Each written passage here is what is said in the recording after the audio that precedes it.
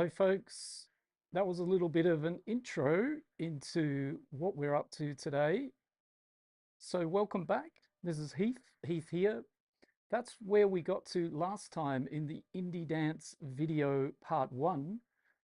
We did the groove, the bass, and the basic idea. Today we're going to take that loop, develop it a bit further, and then begin arranging. Hopefully, by the end of today's session, we should have a beginning, a middle, and an end. I'll be sharing every decision, every happy accident, and yes, every creative dead end along the way. So grab yourself a beverage, jump in the chats, say hello, let us know where you're tuned in and listening from, and of course, any questions you might have. So without further ado, let's get started with today's Indie Dance Part 2. I'd just like to say as well, like obviously there are a lot of versions of indie dance. This started out and will continue as a bit of an inspired track idea from following sort of the sound of Maccabi house. And one thing I like that I heard Mitagami from that label say one time was he describes this style of indie dance as more about the groove and the continuous dancing rather than festival moments. So we're not doing big drops, big explosive kind of drops, epic snare rolls, epic drops. We're doing that kind of indie dance that keeps the groove rolling and keeps you dancing. Maybe the second floor, it's that kind of style, just to point out the kind of sound we're aiming for. So listening back after a few weeks, I kind of quite like what's going on here, but I think I'd like to add maybe a little bit more detail before getting into that arrangement. Just feeling it out. I did at the very end of the last part one stream. By the way, if you haven't seen that, of course, link in the video description below, and it's on my channel, how we got to where we are now. So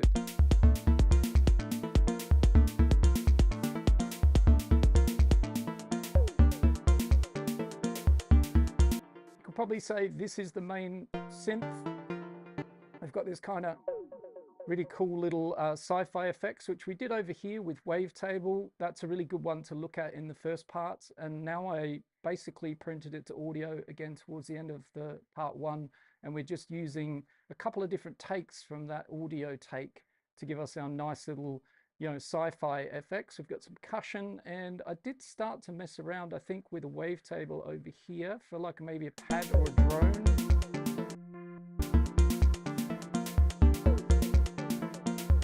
But I'm not really sold on that yet. So if I start that again, well, maybe I'll start that again or do something a little bit different. So let's try adding something like a little bit of a sequence here that we can work in and around what we've already got. And one idea I've got for that is to start with a little bit of percussion, actually. And by the way, if you are tuned in listening to the stream, if you're with me right now, if someone could just drop in the chat thumbs up on the microphone levels and the music levels, that would be really nice. Do let me know if there's anything that needs adjusting there. All right, so what we're looking for is maybe a bit of a sample, I think, some percussion. And I'm going to show you a little idea. So let's do that. Let's maybe grab a top loop from this folder. We'll have a little listen, and we might listen in context as well, so we might just grab a scene here.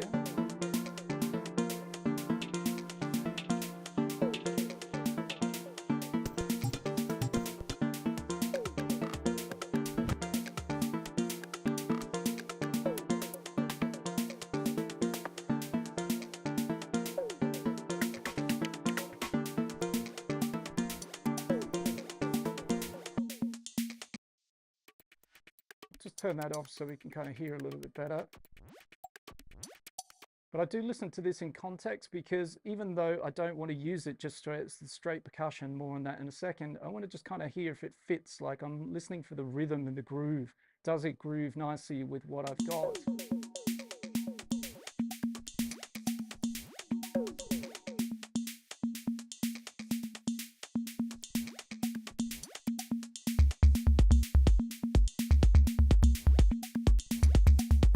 So I think this one could be interesting. So what I could do is I'll show you, if I've got this, this is my main lead synth over here, and I've got my wavetable that I built in part one.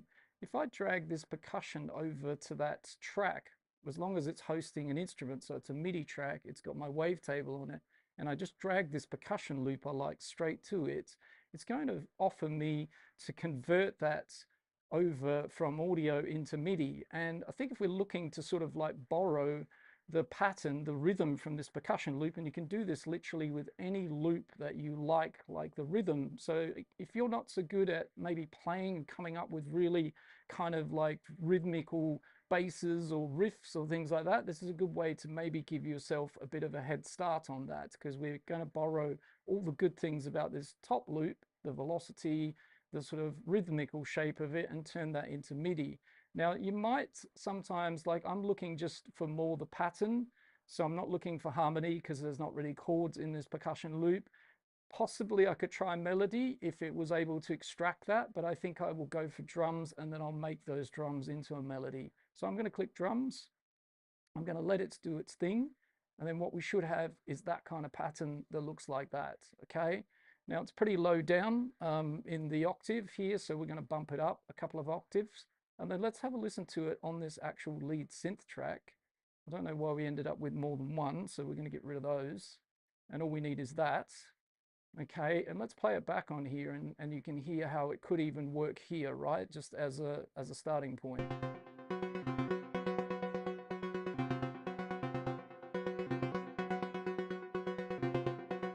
Now, something we do need to do, like as well, is you do need to maybe modify this. Again, all I really wanted was take away all of that good stuff here, which is giving me the velocity, the notes, and the pattern. But straight away, this F sharp here, it's not in key. We're working in a different key, so I want to bring that down into my key. What is the key, actually? I think we're in kind of, let's have a look. Felt like we were in something like E Phrygian, maybe. All right, we'll check that out. Yeah, here we go. So we're in E Phrygian dominant, right? And so these are the notes of the scale we're in. So we do need to make sure this will fit in, let's put it up here, E Phrygian dominant, which is down here, right? So that's why I've moved that top note. So it should sound a little bit better now. And let's put it in with what else we've got.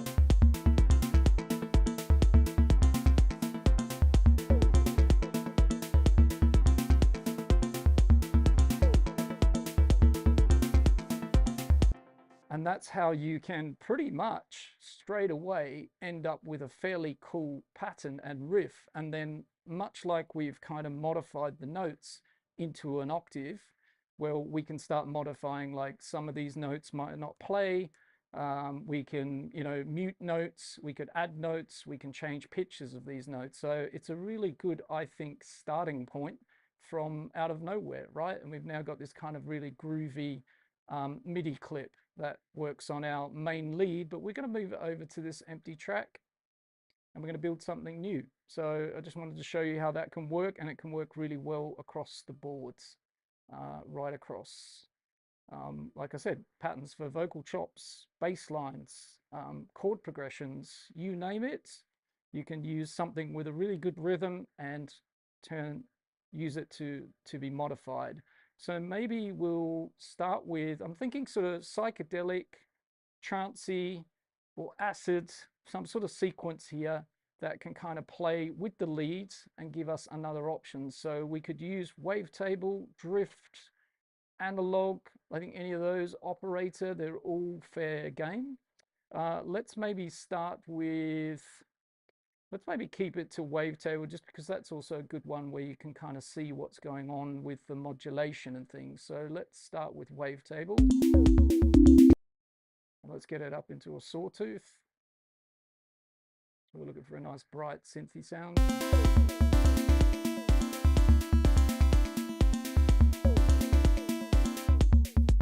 Let's close the filter right off as the starting point. So sawtooth, filter right down and closed, and then we're going to use envelope 2 on our filter cutoff here to start opening that up.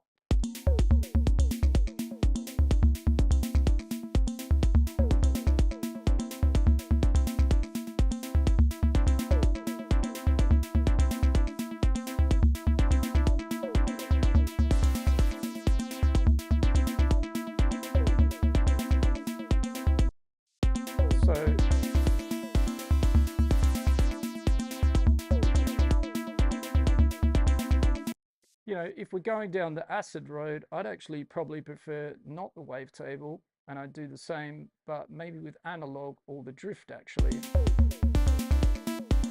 So with the analog, we're going to work a little bit differently. We are going to close the filter straight away here. We're going to open it up with a bit of envelope amount here.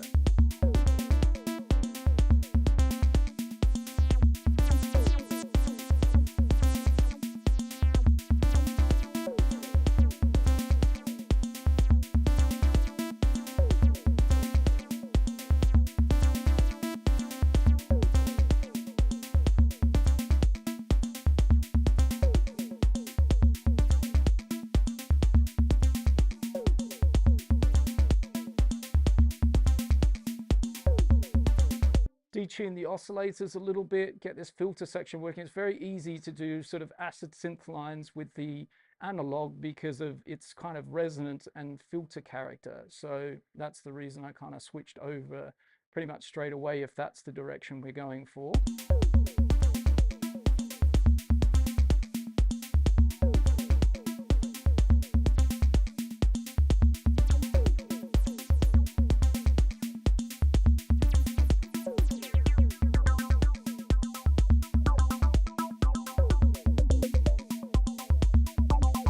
So that could be one option.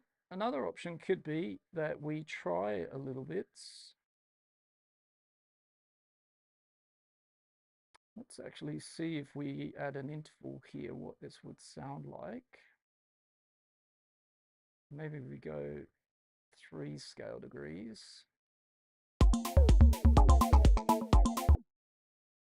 Bring the resonance down.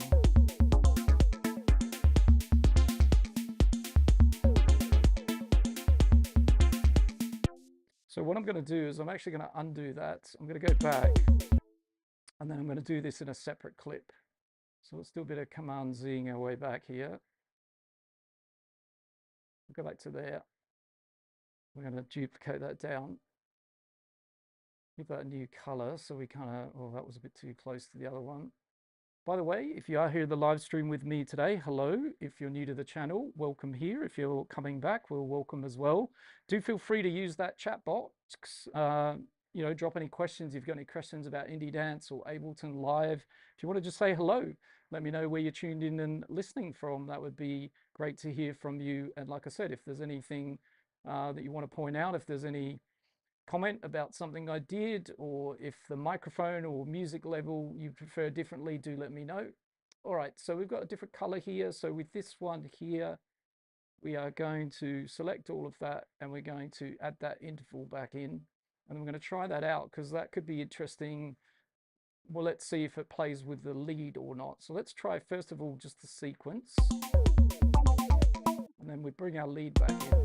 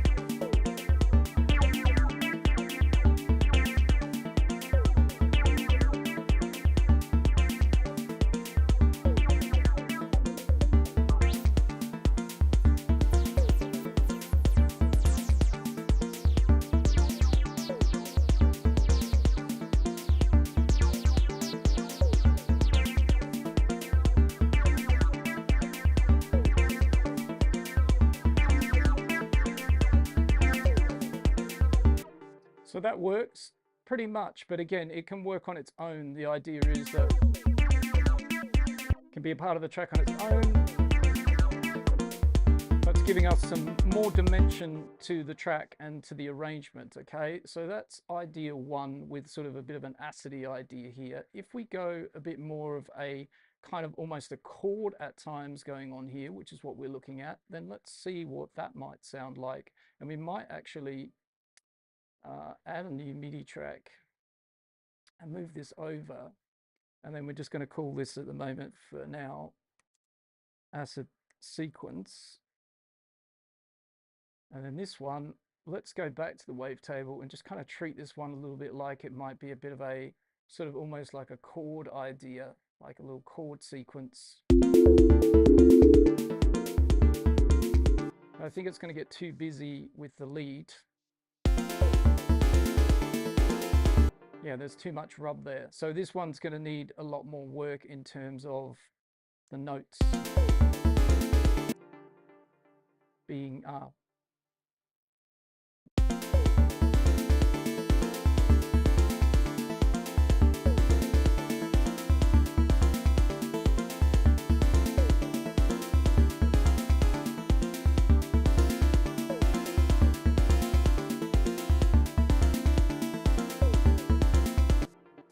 Yeah, so for right now, the acid sequence would be easier to work with given the pattern is already pretty much out the gate, working quite nicely.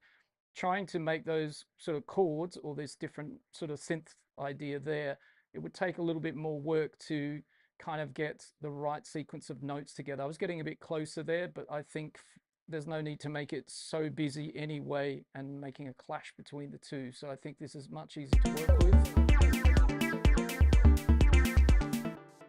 So let's actually already take the pattern and duplicate it. And what we're going to do is, or do we duplicate it? Maybe what we'll do is we'll keep it like this, but we'll make a B clip to it. So this is going to be 1 or A. And we duplicate that down. This one's going to be 2.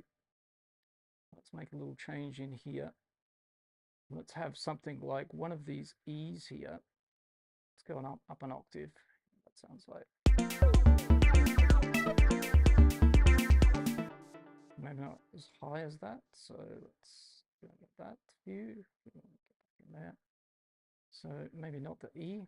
Let's come down.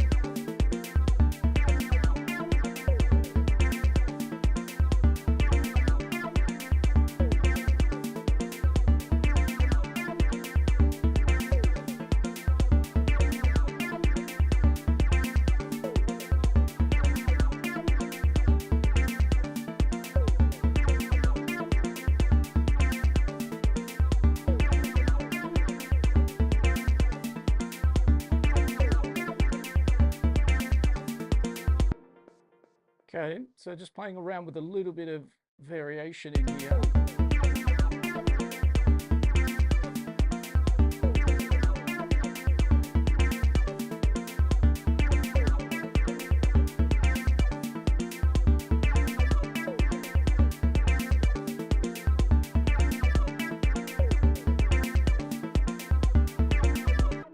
I like that first D, I think that's a keeper.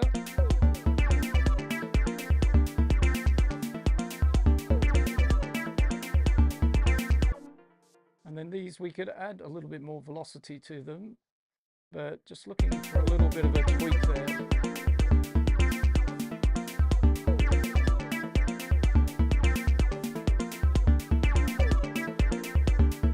Okay, so that gives us a clip 2 for a variation in the track.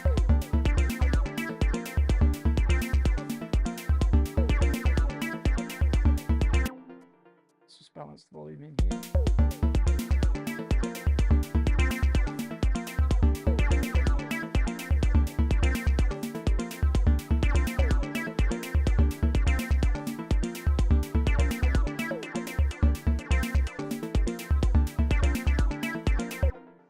Okay, and then let's just work on this synth a little bit, maybe a little bit of processing on it, just kind of dial it in to taste a bit so it sounds kind of like we're looking for here. So we're ending up with sort of something that's a little bit acidish.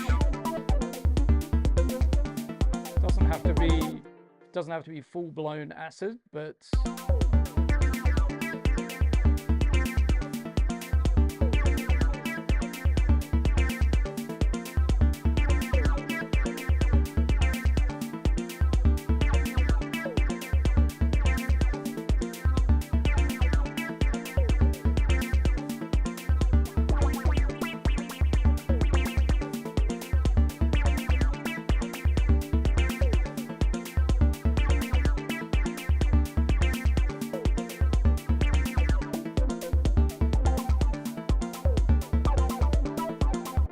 Yeah, so maybe a little bit of a slower attack on the filter envelope gives us this sort of wah-wah kind of little bit of extra bubbliness to it. And then let's have maybe something like, seeing if we get a wonky delay here. Try that and see what that sounds like.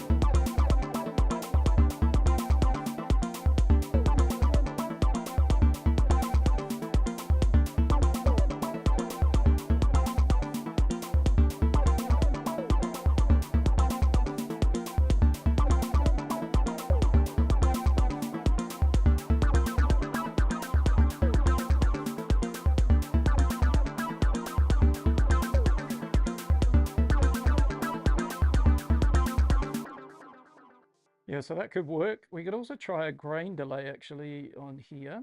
Just looking for something a little bit more extra, a little bit more, if we're cooking, a little bit chili in the pot, in the dish here. It's a little bit more spice. Let's try some of these grain delay presets.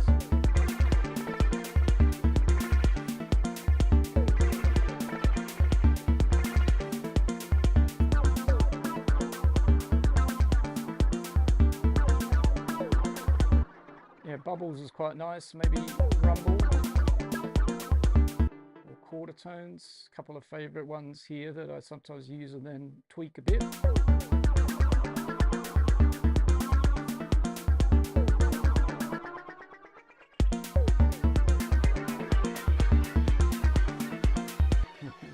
That's a bit too much.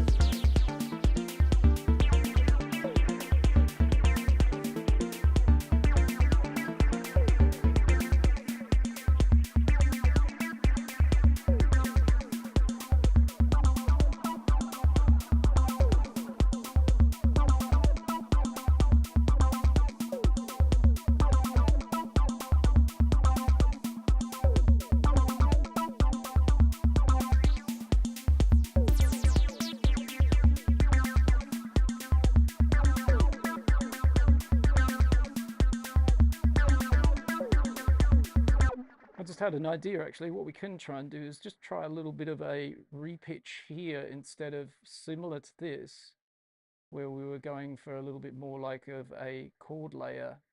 We could just try a bit of a power chord type idea here, down in the oscillator.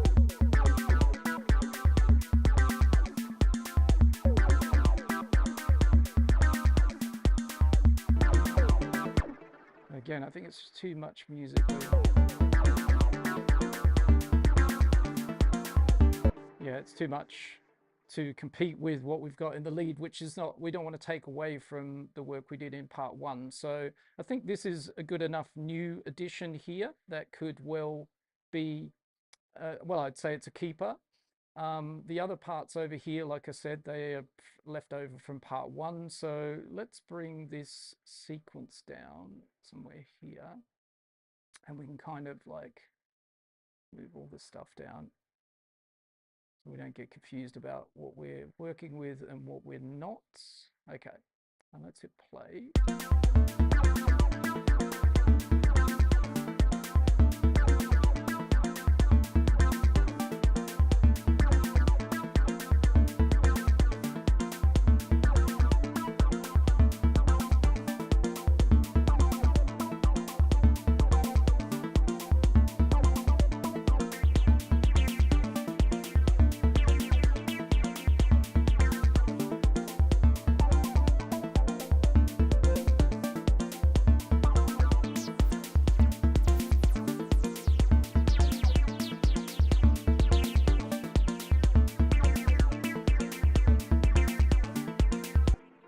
Right, and then I think maybe the next thing would be sort of something like maybe a little bit of a vocal chop or a little bit of an idea. I've got one sample I think that could use to perhaps chop up. I just use some of it throughout the track, but just like a bit of a spoken word type of thing in the background here. So let's have a little look around at what we've got in here. Yeah, I think this might work. Let's listen to this. We'll all be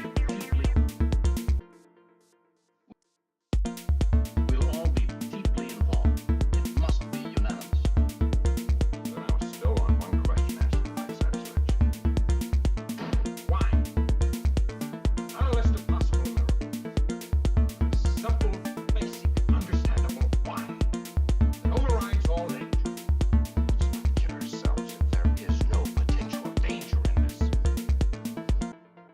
So I think that at some point in the track is going to work. We'll probably work on that over in the arrangement view, but I'm pretty sure we're going to use that. So we're going to have it as an audio clip.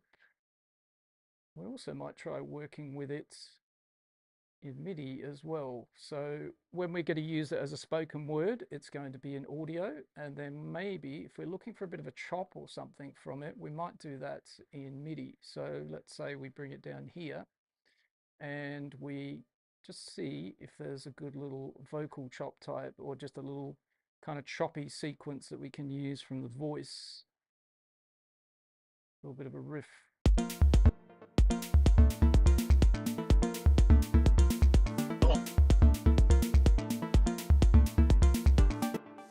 Let's loop this up short till we kind of get something rolling here.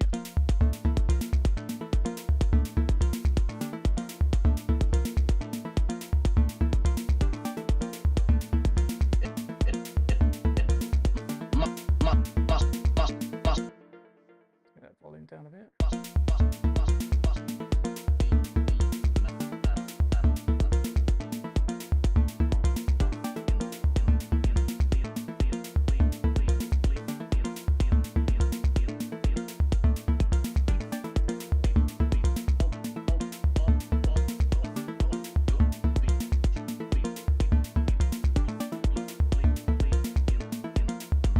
There's one in there that I don't mind as a first,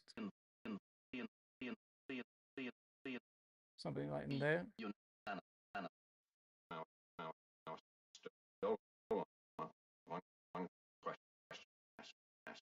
We can also use another vocal sample for this, so we might do that. So let's say we flip that idea a little bit and we go looking for something else, and maybe in Ableton's own samples we might find something down in here.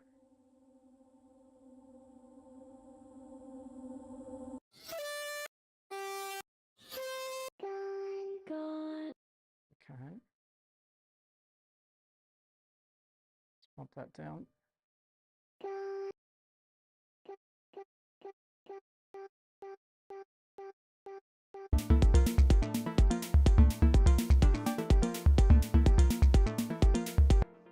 And this is another one, like I was saying before, with patterns, right? When I extracted the pattern for the acid sequence earlier, this one, using a drum clip, percussive drum loop to get that pattern, again, we could actually get this vocal chop and put a pattern on that.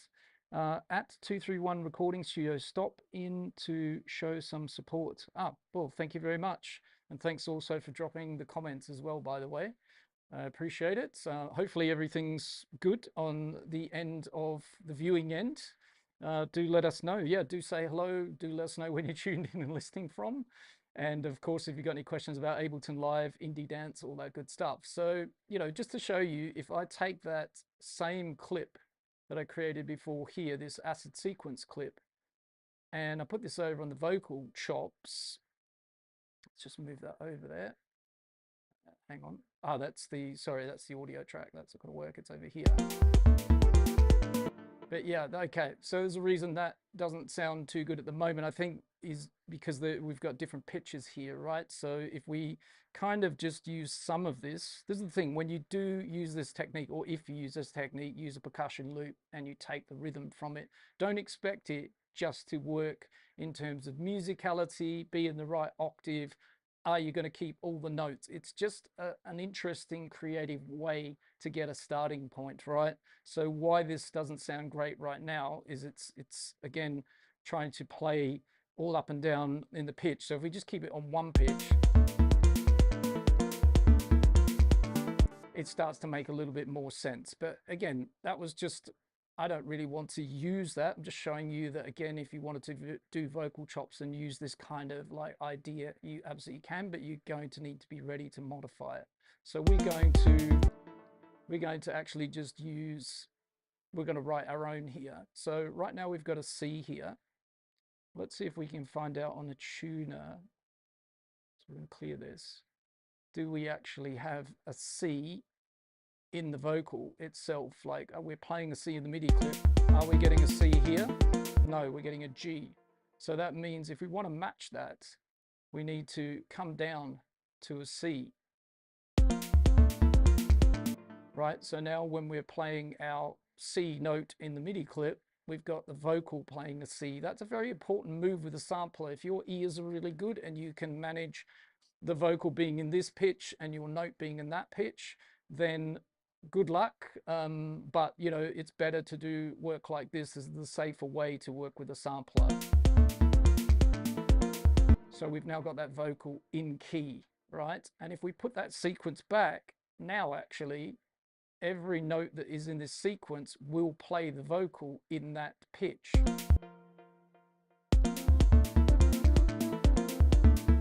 And it sounds much, much better because of that tuning I just did. And why it sounded awful to begin with was because it was a G here, it was 7 semitones higher and 2 cents, and therefore that's why I'm doing this, right? Because when it was a G, it was playing a G when all those notes were happening. So by doing what I just did, matching the C with a C, I know that if I now play a D, it's going to be a D. And if I play an E, it's going to be an E. So just watch, if we look at the tuner when we play this, it's hitting those greens a lot. Now, of course, there's a small bit of like sense variation. We mainly would love to see it always landing in the green, but there's nothing to be really concerned about here. It's just a little bit, sometimes a bit sharp here. And you could even use our good old friend that Ableton gave us, auto shift in here as well on a vocal. And we could do a bit of correction here if we wanted before. And so we could even go and get our scale and get it right into the scale if we want, and get it in key and in pitch. I'm not going to do that because I'm going to come back and write my own little riff here, but hopefully that's a helpful thing if you are watching the stream live or even on replay, that you kind of get an understanding for what just happened there with this vocal idea. Even though that doesn't sound bad, actually, we're going to say now that it's kind of in key.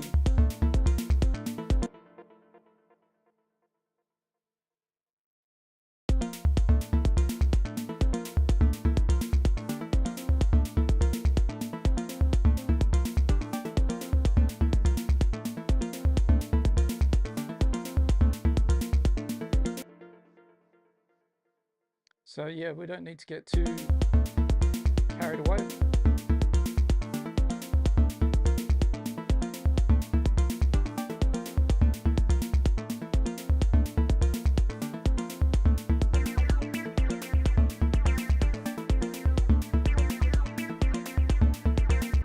So we could maybe, you know, pop an echo on this.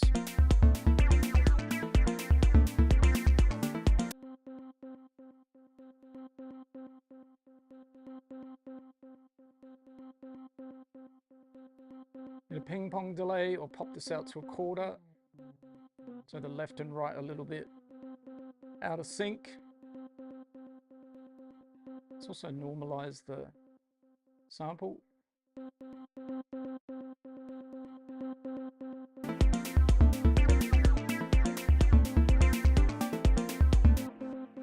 So again, don't want this too busy, turning into mush. So echo is probably going to be part of that, but it doesn't have to be on all the time and swamping everything. So I'm going to use a bit of EQ here to cut a little bit of low end.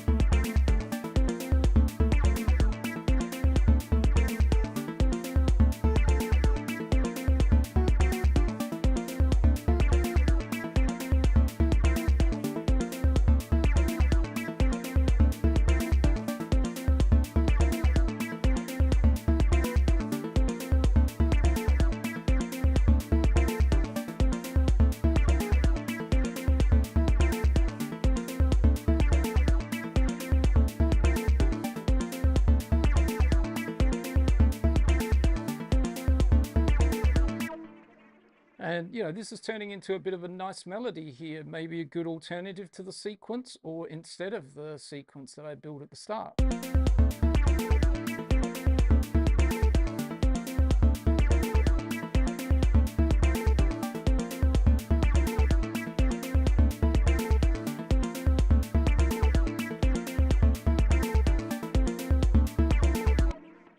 So let's just straighten this out.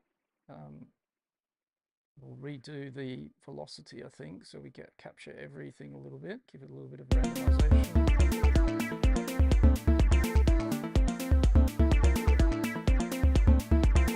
And you can move around in here, right? So we could also even make this a little bit more sophisticated as well, where this start point in the sample moves through the vocal, the original vocal here.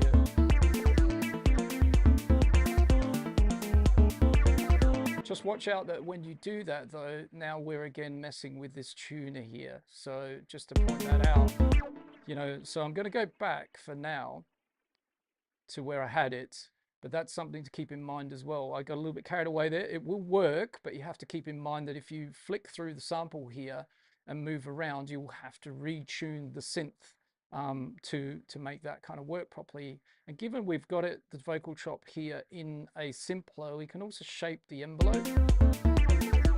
It can be very plucky.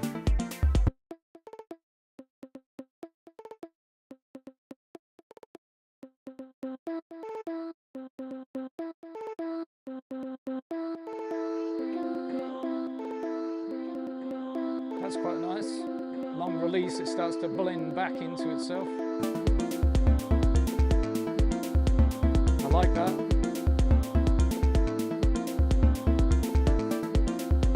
See how long we need to go, because obviously again I'm just aware that now we've got the end of what just happened then is the end of these notes and now blending into the start of the next one, and so it's overlapping and we've got this kind of very cool sound that just happened. That was a happy accident I mentioned at the start of today. So let's call this, let's do a bit of housekeeping here because things can get messy fast. So vocal chop,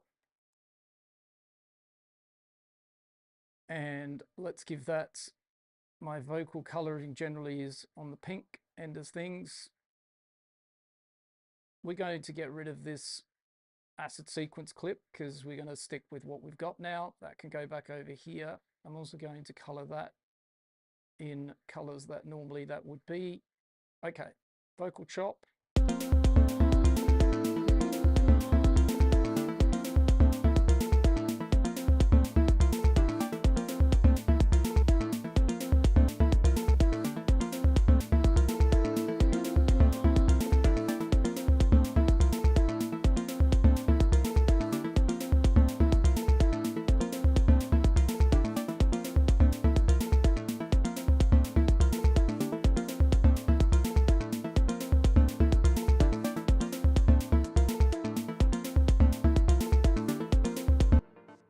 Okay, I like it. So do we need that and the acid sequence? Let's have a listen. Do we need both for variations as we move towards, I think in the second hour today, getting into a bit of arranging.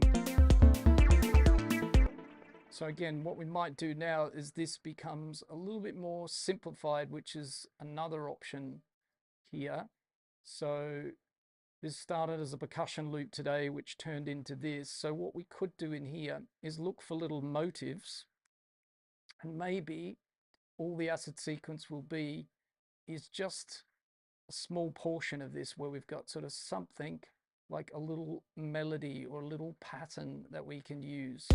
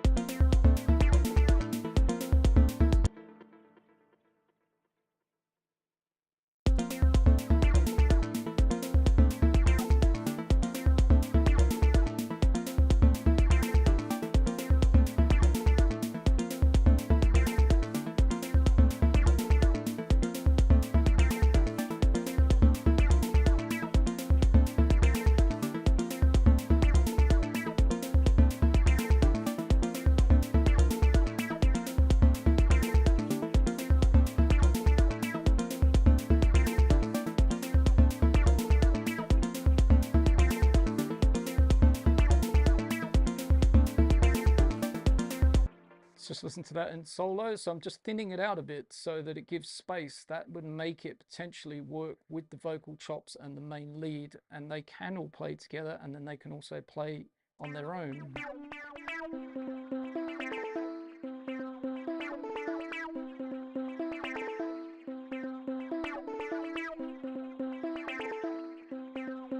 I don't think it's bad already, actually. It's pretty...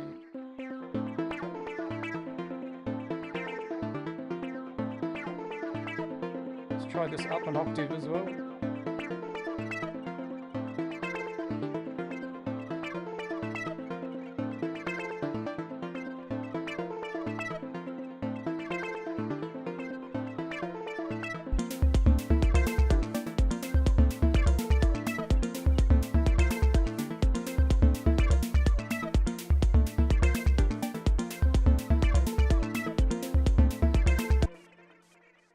Try the E down.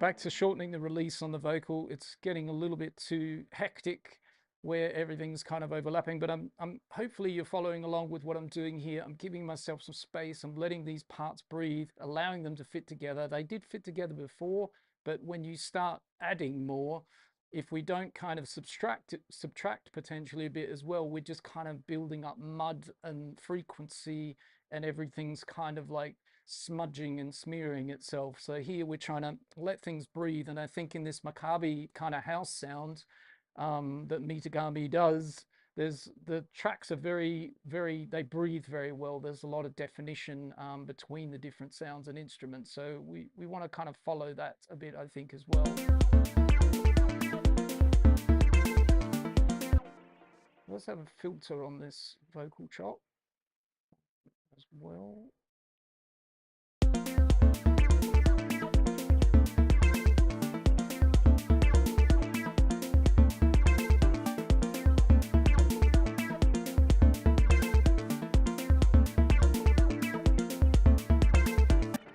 And this would be a really good one. These vocal chops would be a really good one to get like either a side chain on it or something where, or a gate, something where we can get a really nice kind of like, again, sort of choppiness to it. We could try a utility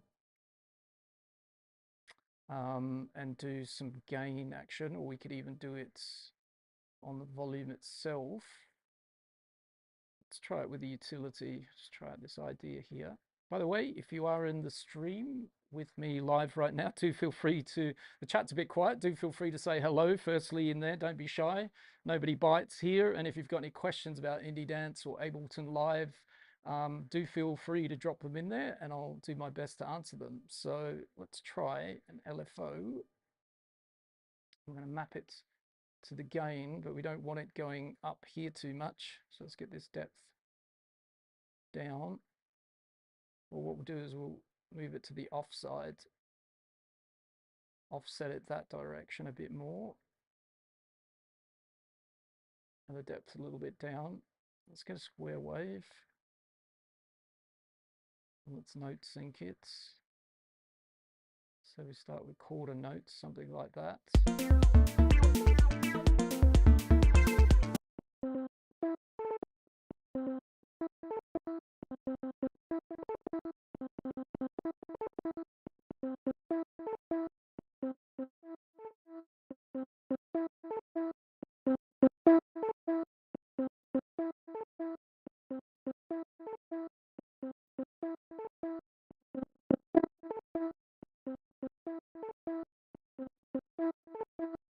Yeah, so that would be one idea, but I'm not sold on that, so I'm going to pass on that for now.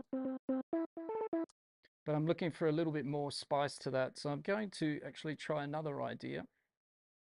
Command F up here.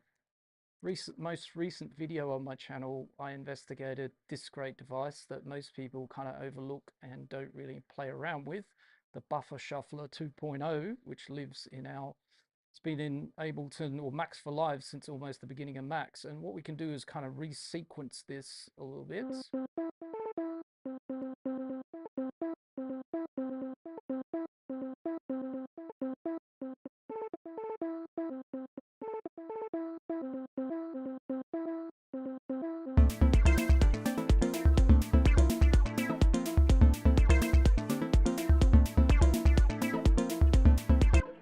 Yeah, but I'm still going to go for a gate, I think, is what I'm really hearing in my head. Or, like I said, a side chain.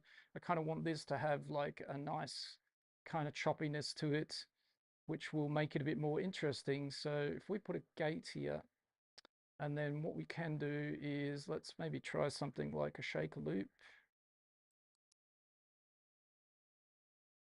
Got a nice shaker loop kicking around, surely, yes.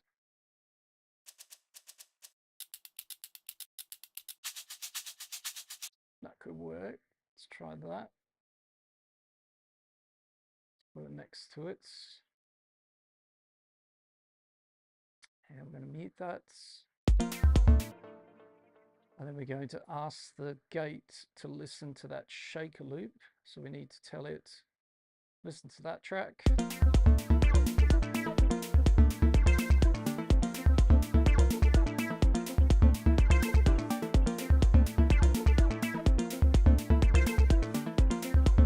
Now we got this kind of.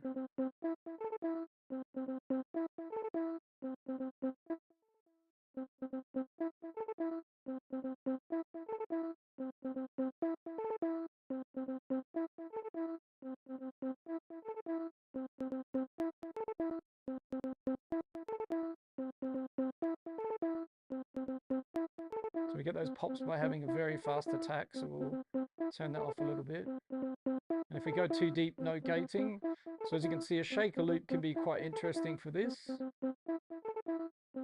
because we get all that lovely choppiness of the shaker working on in the gate, and we don't even have to listen to the shaker. Like sometimes you can use something in your track you want to hear, right? So it could be part of the track.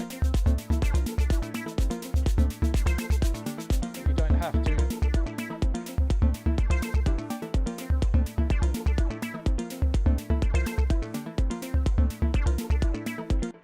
But still not quite. So I'm not going to spend too much longer on this. The other option I've got actually is to also shorten some of these notes a bit. Let's try that.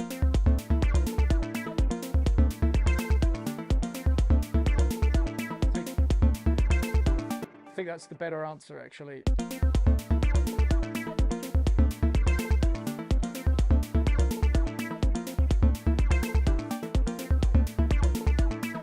That's better. Okay, great. So now let's evaluate what we've got. We've added a couple of new things. We're going to do a bit of tidying up here. So if we don't use that, by the way, that was just a quick demo there. If we don't use the shaker loop, we're going to get that out. Otherwise, we just get too many things happening here. We're going to remove the gate. If we want to do that again, we'll do that again. We've got our vocals that we're going to work on a little bit over in the arrangement views. So this is the idea of the spoken word that's going to happen maybe in a break or something like that. And then over here, we really don't need any of this, as that all was part of the very first session, part 1. And then what we're going to do is save in case anything, unfortunately, can happen sometimes, right? So we're going to save this set. Right. And now we're going to just kind of work through with what we've got, and then we're going to go straight over into the arrangement view. We'll all. Okay, so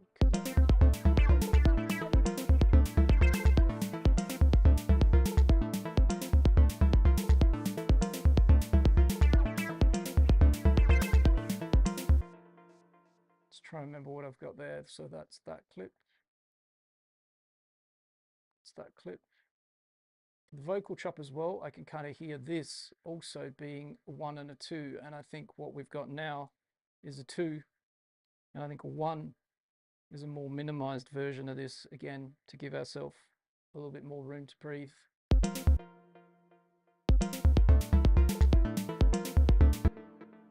So let's strip it away, build it back up.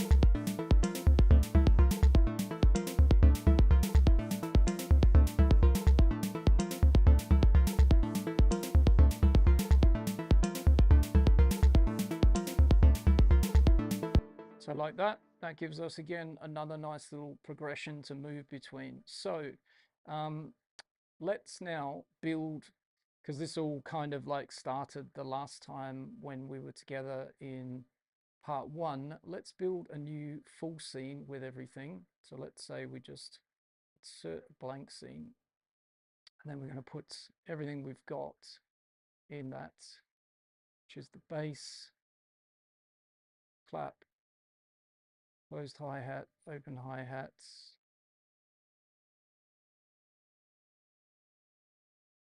wavetable, sci-fi effects, the percussion, the acid sequence, vocal chop. This one doesn't really matter for now. That's going to be over in the timeline, and then we're going to figure out how we're going to use that and what we're going to do with it and where it's going to live. Going to add a new blank scene. So if I play this, this is everything that can play together.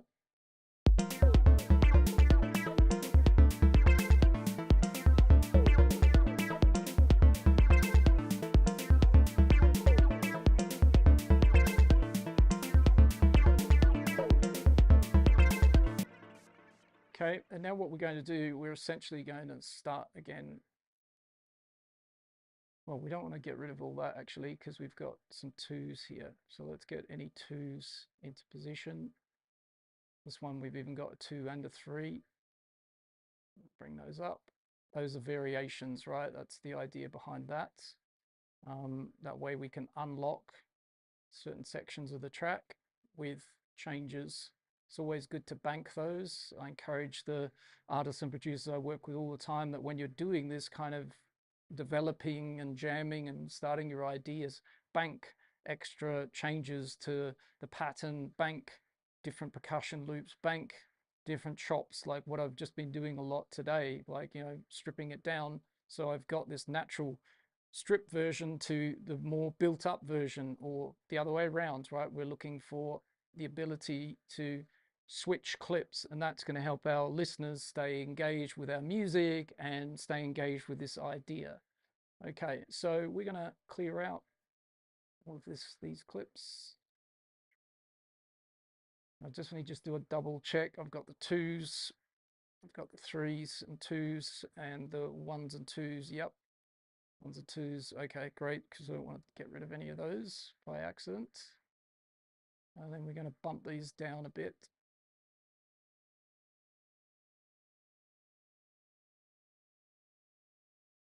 And we're just going to build a simple kind of like couple of scenes. So this scene up here, if we were to label it, it's more or less going to be somewhere around about the peak of the track.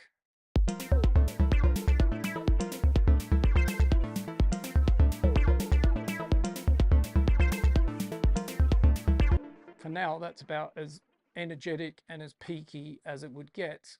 So we could straight away duplicate that down, and then we could work on a stripped version of that, which could be the build to the peak, or it could be a break. So maybe we'll do like a break. And so we're going to keep some things in common and we're going to strip some things away. So let's take the kick out in the break. Let's play it, and then we'll just...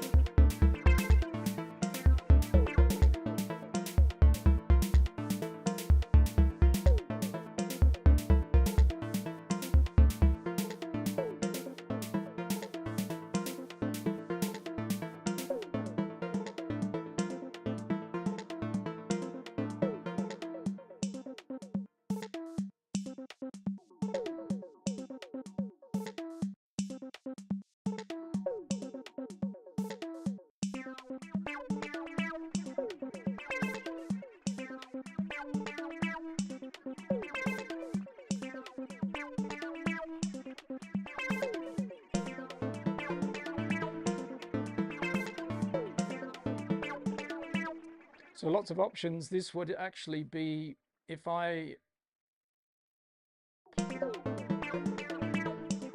quite like the idea of what's going on here. So what I'm going to do is I'm actually going to take that out. I'm going to play it up here. I'm going to build another scene from that. So that would be a nice movement from this to this.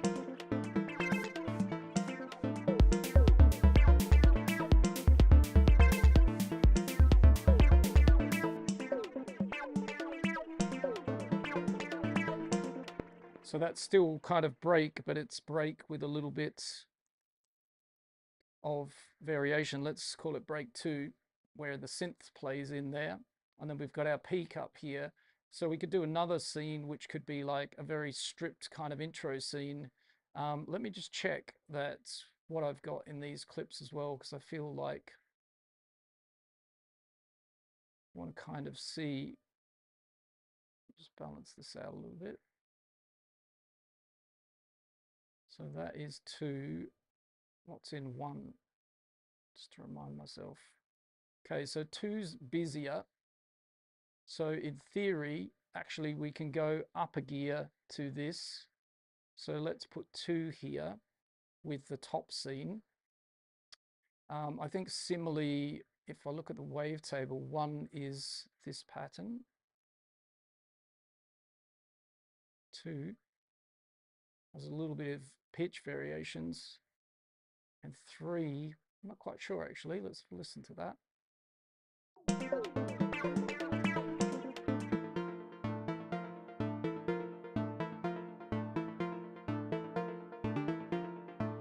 Yeah, just a very subtle.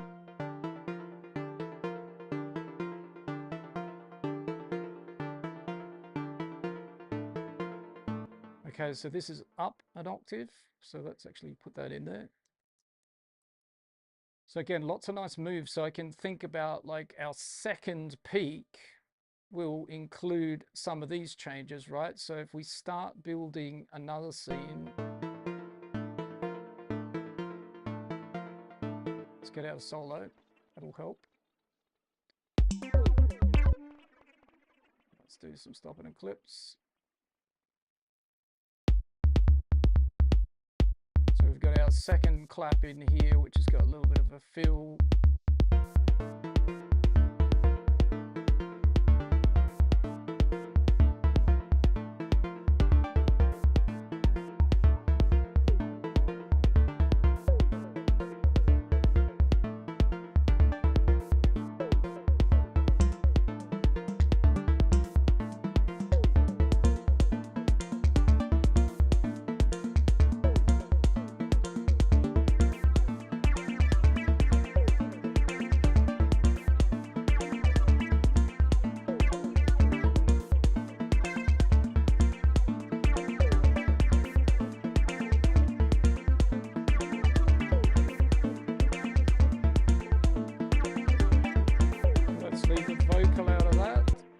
Let's build a scene with all those clips that are now firing, right? So we're going to capture and insert there.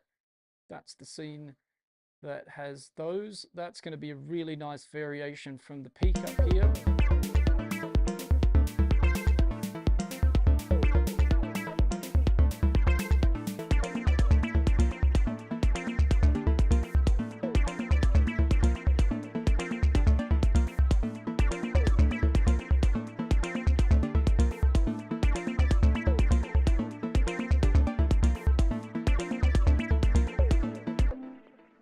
I'm going to put that in there actually as well.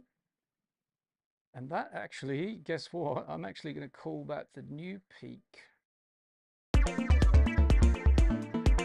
Just check with a closed hi-hat as well.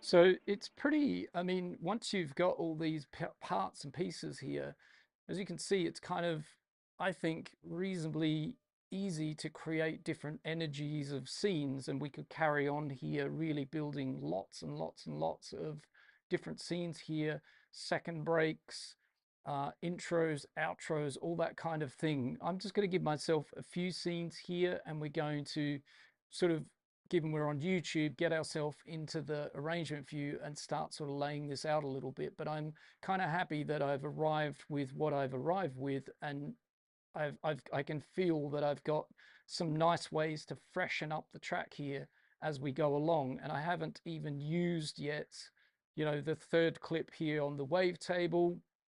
I've only just kind of managed to use and I haven't used the two on the sci-fi either here.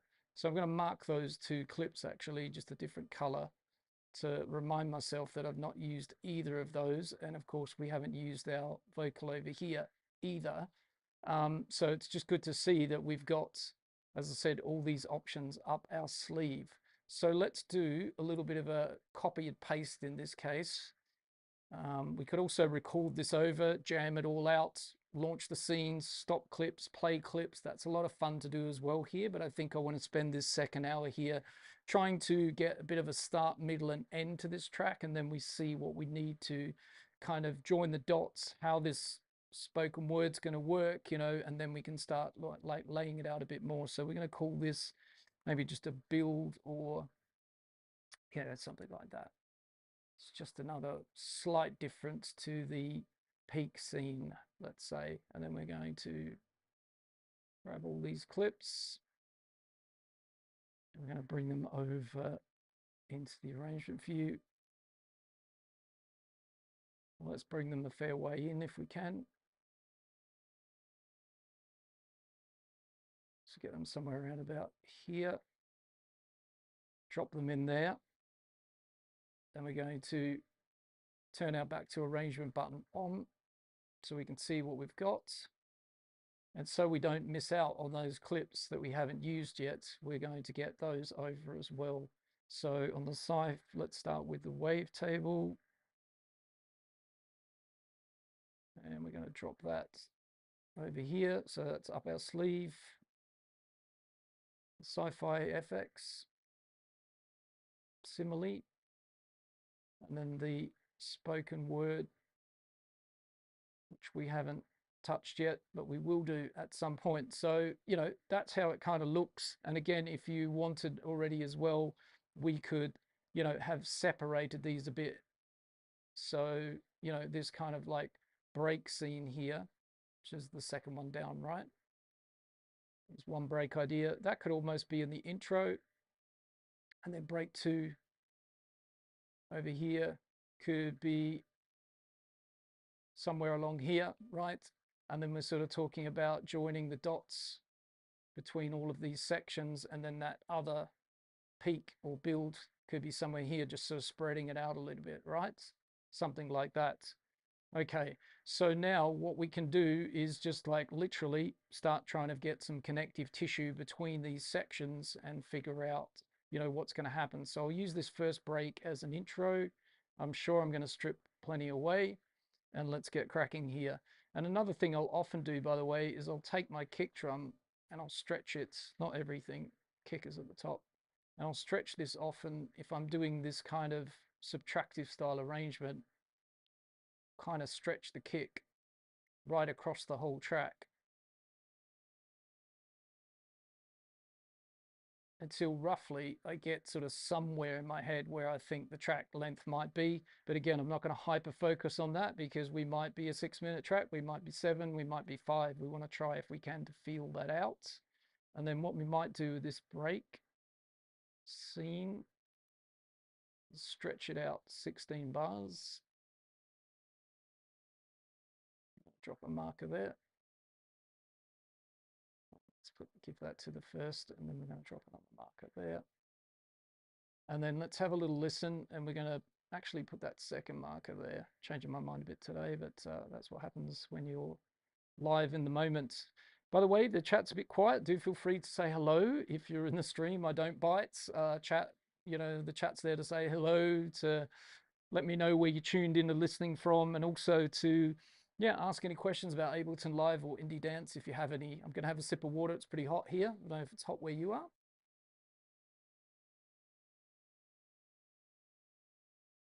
But I'm in Ibiza streaming, and it's very warm here. It's a warm summer in Europe this year. And so water is essential. Okay, let's have a loop up here. I'm pretty sure already I don't want the acid sequence here. So I'm going to zero that clip out. Percussion I might work with. Sci-fi effects, again, unlikely to be as busy as that. But let's have a listen. And the vocal chop, unlikely to be as busy as that as well. So we might just mute that for a second.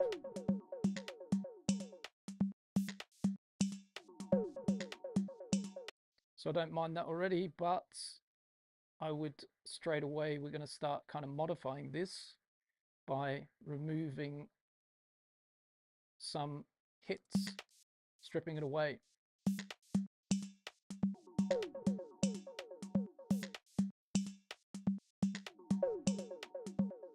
Okay, they don't play anyway. So we can let that go because actually there's nothing in there in that second place. Let me just check a second hit. Yeah, so there's nothing there. It's a bit misleading because it looks like there's a second hit there, but actually nothing's going on. And we're going to build a little tail in there so there is something that fills in there because it feels a bit unnatural. I don't think there's a click. Let's have a listen. No click, but we're going to have a little tail. So I like this already. What happens if we bring in just a little bit of vocal chop in here?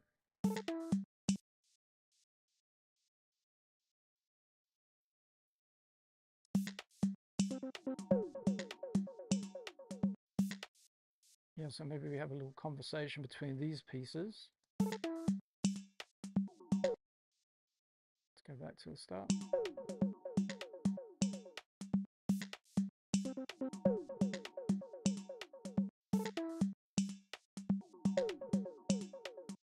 And so that to there can be duplicated.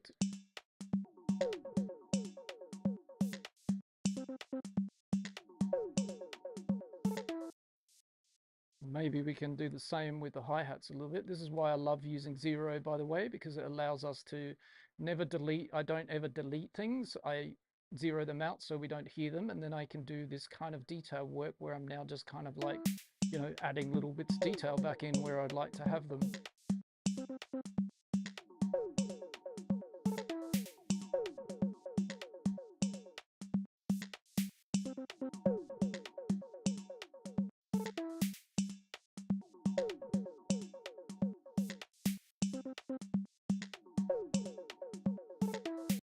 Let's say maybe the kick is here, but if we have the kick here, let's get a filter on it and strip it right away so that it's very thinned out.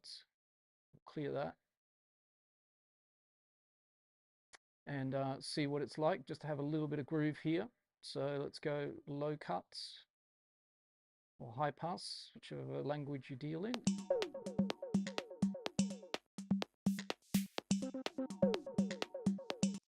And let's automate that straight away to be on or off, depending on what we want. So auto filter on for now.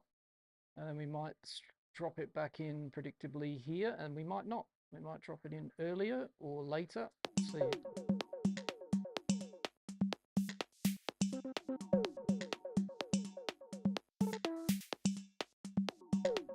And all of this section, so we're going to move back over there. All of this section here can move along. In fact, we can do that a little bit easier.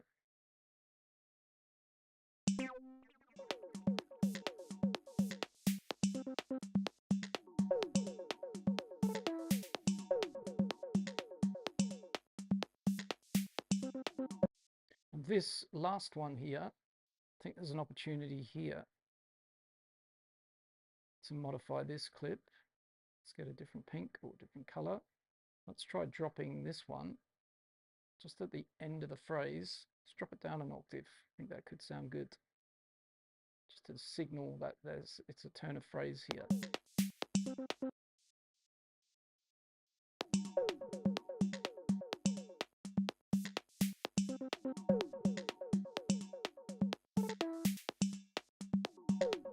Nice DJ friendly intro.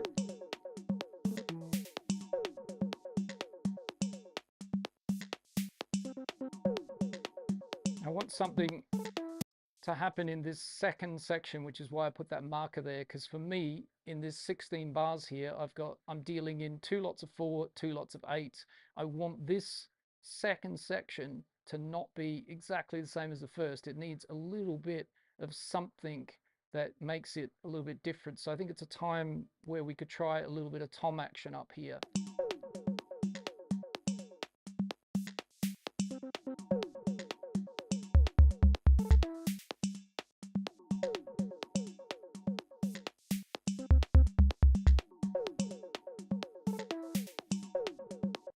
Yep, something like that. So we could have a little bit of tom in there.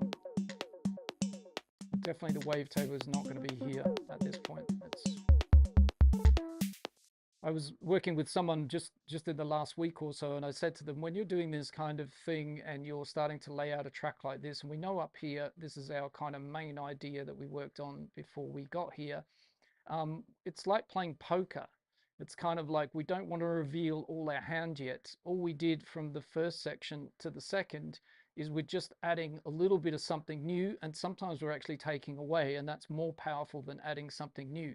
So for me, I know the wavetable, the main lead, that's not even going to be over here for some time until quite a bit later.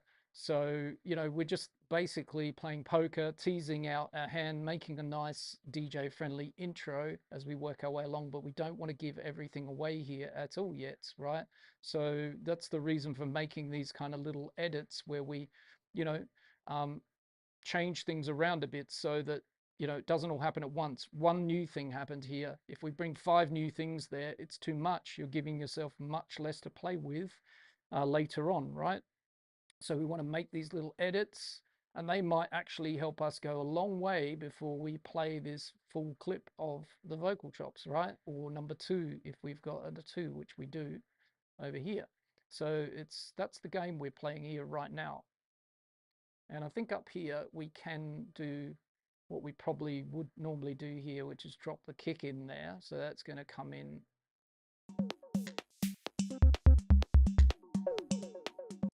And often a little thing I like to do as well while I'm working away along here, sometimes new tracks and clips and things happen. And one of the things I think I'll do here is I'm going to find the clap I'm using. Let's go and find it in the browser over here. Clap analog dark 01, where are you? There. Okay, so we want one of those here, and we're going to flip it around. We can kind of use that as a nice little reverse up into a section like this. Butt it up against there for our little phrase change. Like that. You could also play with it a little bit, so let's do that in a second. Let's just loop around here.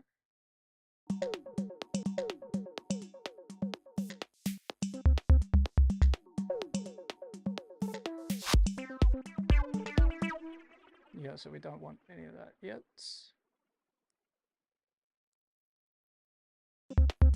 Let's try stretching this a bit. This clap, this reverse clap, turn it into a bit of an effect if we can. See what it sounds like anyway. It will give us like a stuttery glitch. It's not working because it's not warped. Okay. Loop it.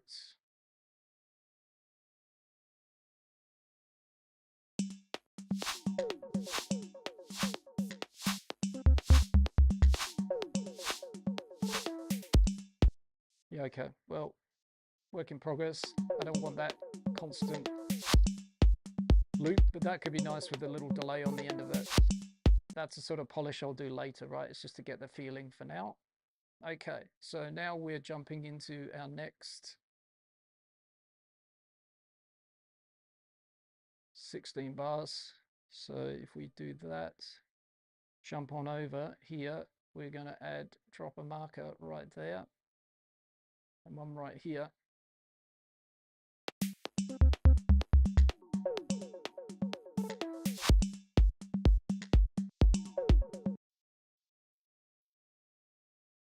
So what are we carrying over? We're going to carry over pretty much all of this. And we might make that vocal chop again a theme there as well. And let's pull out a couple of kicks up here.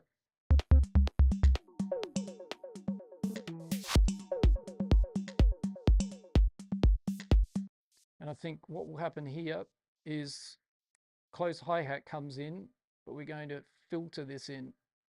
So I'm just reacting to it as it's telling me, kind of guiding me what I should do here. And I think I'd like to bring this in here, but I'd like to bring it in with a filter. So it gradually comes in. So we're going to have filter on here. And we're going to grab the frequency cutoff. And we're going to have it closed, and it's going to be opening up. So we're just going to gradually fade that in, and we can stretch it out all the way over here if you like. Maybe it takes all that time to build up to being fully open. We'll judge that in a bit, but let's hear what that sounds like, because I just want it faintly coming in here.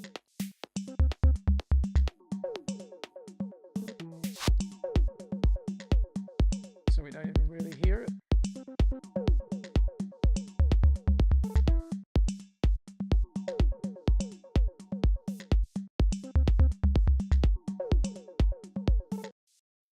Just check. Yeah, okay, so it is there.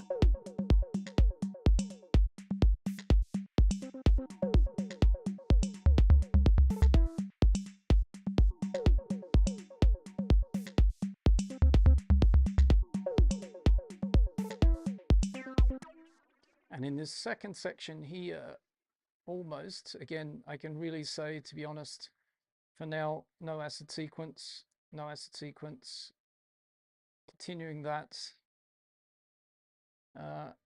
Maybe we'll try the chops open here in this second section, the full chops on the vocal chops.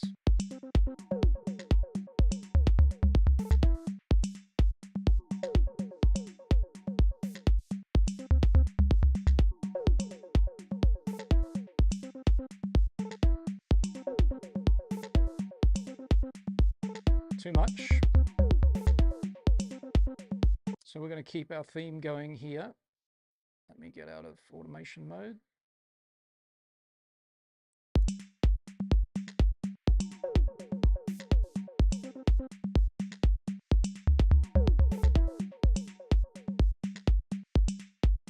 So it's sort of about here that I feel like I don't want to bring the toms in fully yet. They're going to come next, kind of here. And the kick is carrying on there. And we'll just make sure, by the way, our envelope is right. Yep, it is. That'll be handy for a breakdown or something. We can absolutely bring that filter back in. So toms are going to carry on through there. Clap is going to carry on through here. That little reverse clap as well, that can be a theme that is going to repeat on the phrase. And the open hi-hat, let me just refresh myself what that is.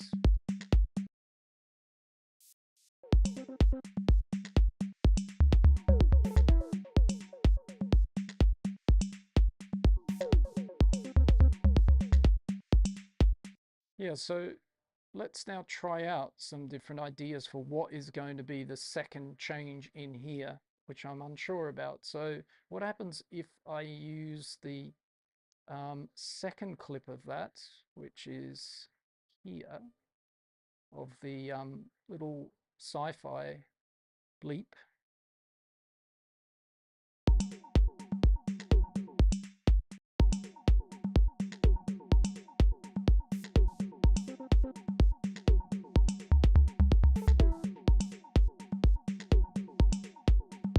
Yeah, that's nice. It gives a nice energy build.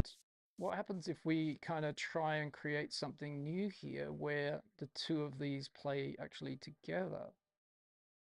Does that work? Something we haven't done before.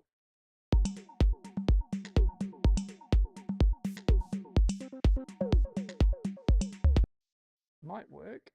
Let's just stretch it to there and then to there.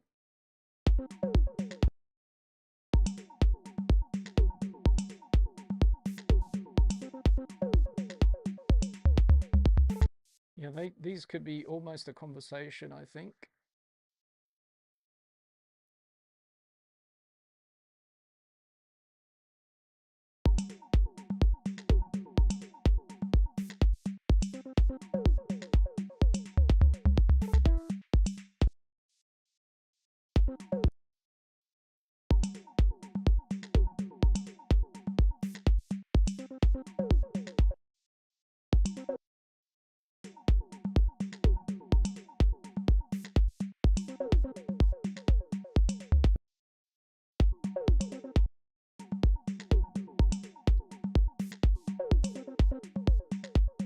Yeah, so this could be its own complete new clip that kind of does its own thing. Let's hear how it sounds when it transitions across.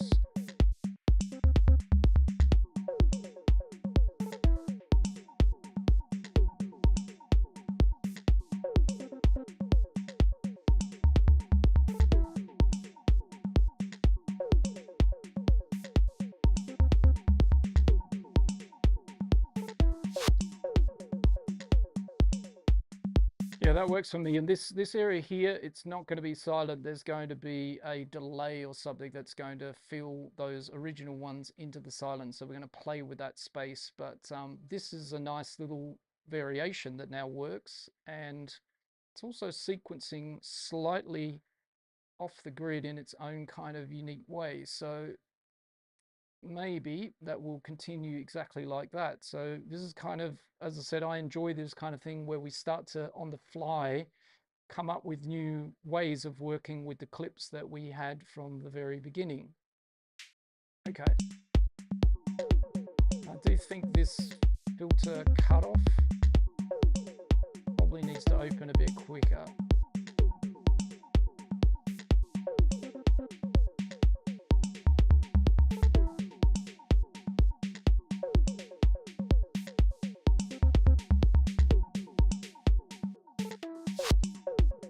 So I think it can almost open to full really right there. I think that is fair enough.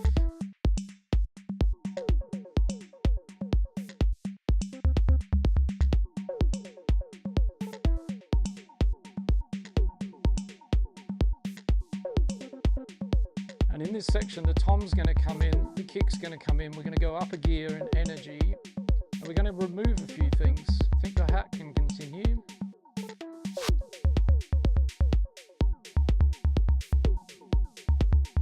See, this is where we now use another move that people underuse a lot. It's stripping stuff away. So if I can transition over to here and I remove the percussion and the vocal chops, I'm giving myself a whole new scene, and we're refreshing ourselves from those two that we've had since the very beginning, right? And this new version of the sci-fi effects, it kind of helps me. The closed hi-hat being kind of fuller and the toms. So I think we can do this.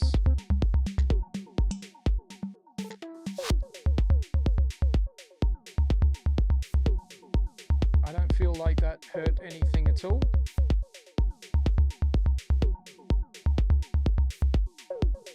Let's have a little DJ move in here. And maybe we'll do it with the filter up so that it's a little bit different instead of the mute.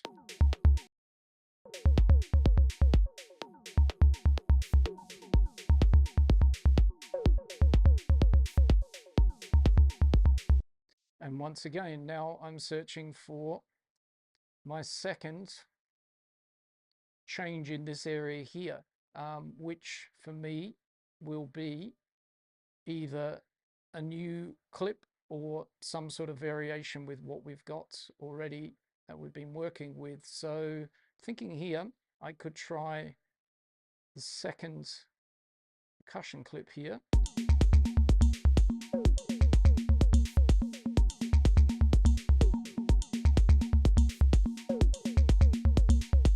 That definitely works, but is it too much and already giving it away? No, I think I like it.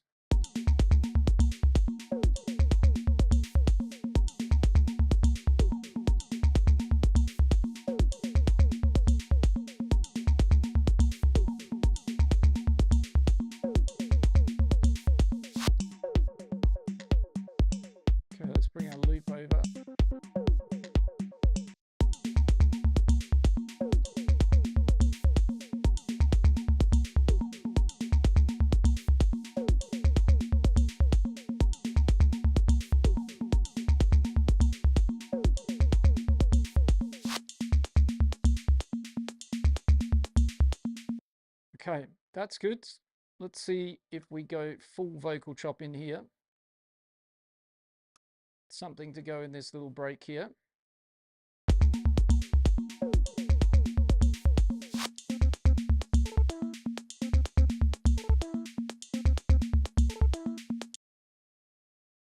think I've got a second version of that, right? Also, should be another color. Or further away from the original one, so it's more obvious. Let's try that, because I think I want to maybe simplify this in here.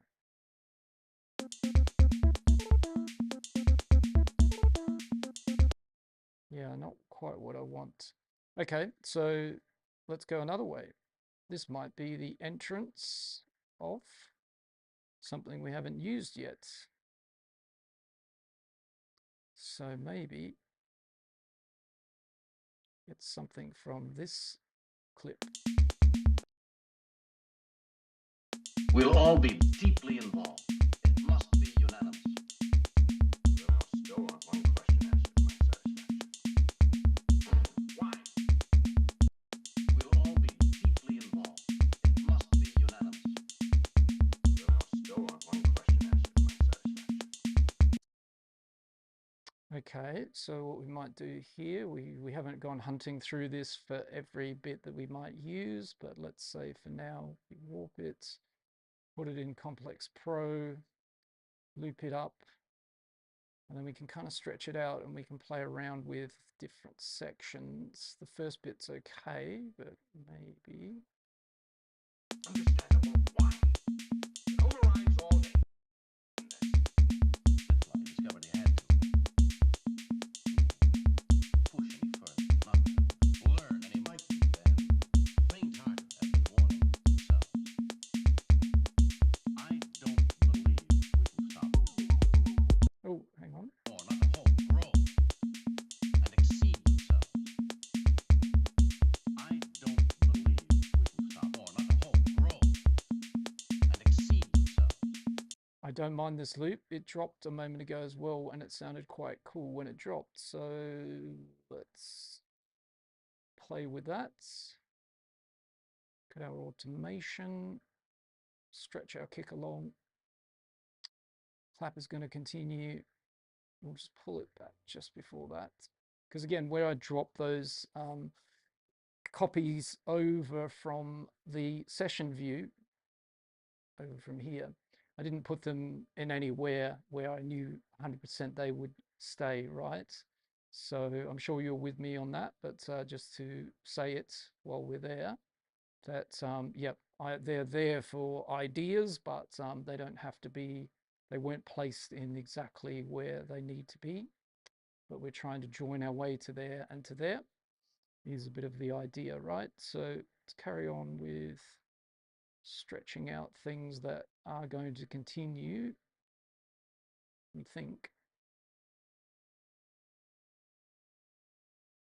I think this is a winner, or we go back. Let's see. So let's either back to that here.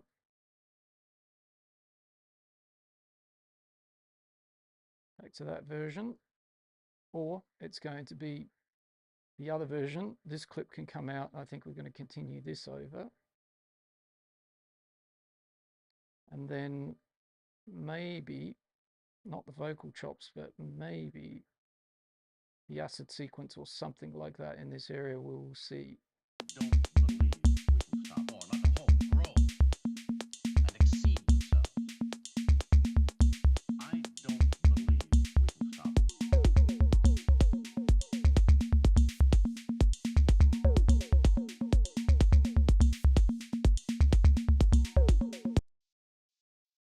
Okay. That could build the energy back up again, and we stripped it down, but let's just have a play. Let's put this in the second section here, and we'll just have a listen to the difference. There's clap there as well.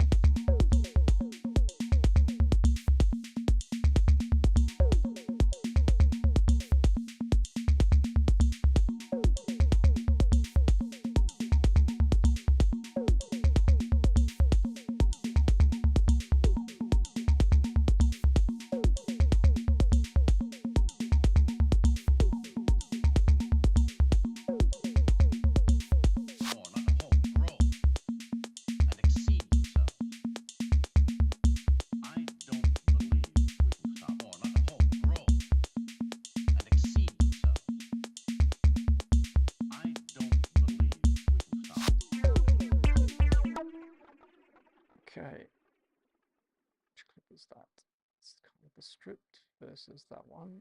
Okay. So not yet on that.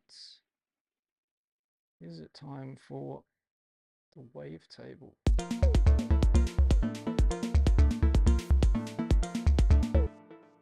Soon. How soon? Let's just try this similar to the hi-hat, bring it in with a filter, which is also an option for the acid sequence, by the way, as well. So the same sort of thing. We filter them in, do a test.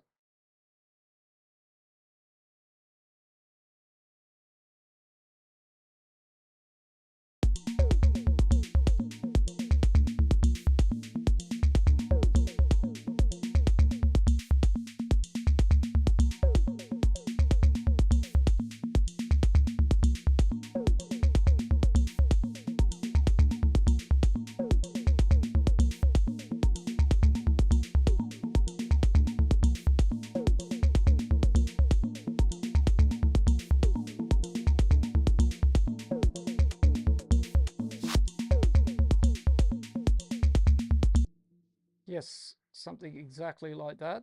And then with the hi-hats, let's just actually have a little play here. So we came up to opening them up here. Let's actually maybe try bring them down a little bit.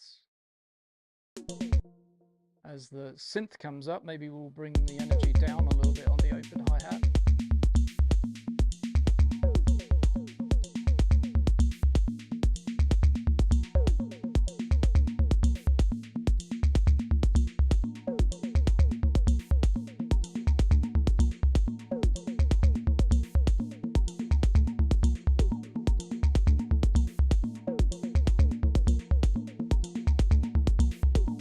That's nice. I mean, we've got the tension there, right? We're getting a build. We can feel that build coming. Let's see if we can have... We could even try, actually. Where did it go? There. Okay. We could even try this little... Just a phrase change of this.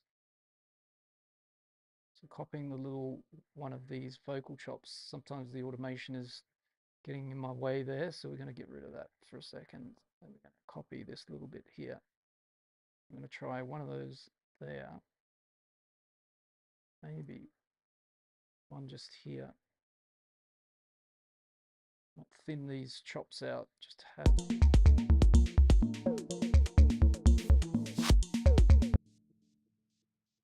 Let's try it.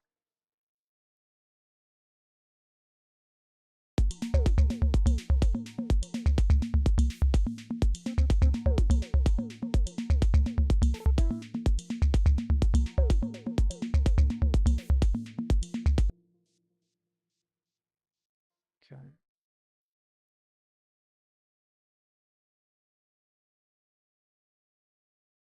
Changing my mind here as I go. That's what part of the fun is.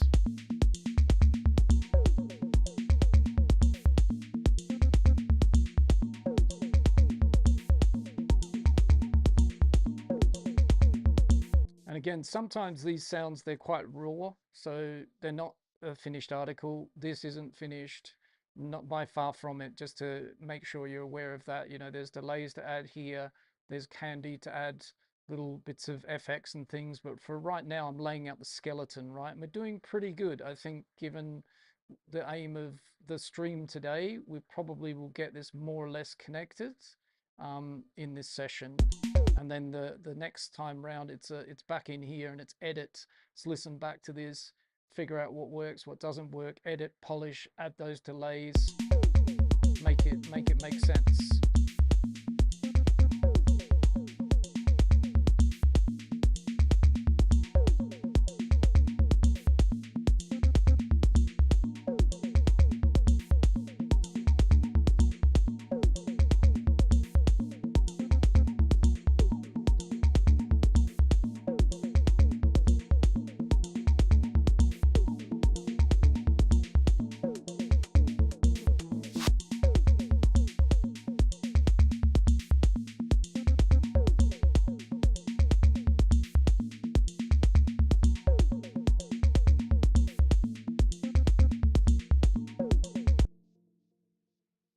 markers in while we're here, just to keep myself on track. Little visual guide to remind myself what I'm changing and what I haven't changed, what needs changing.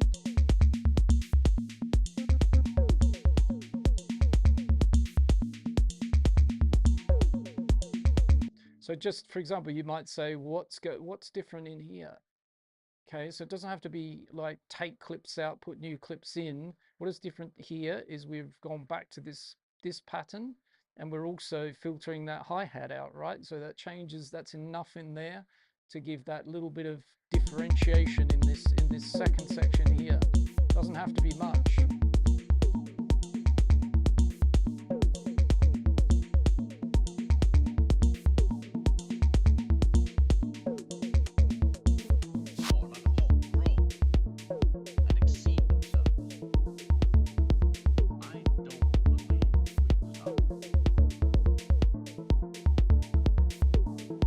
So I took this away, right? So now I'm giving myself a break on the whole percussion track that's been playing since the beginning, and I think it works.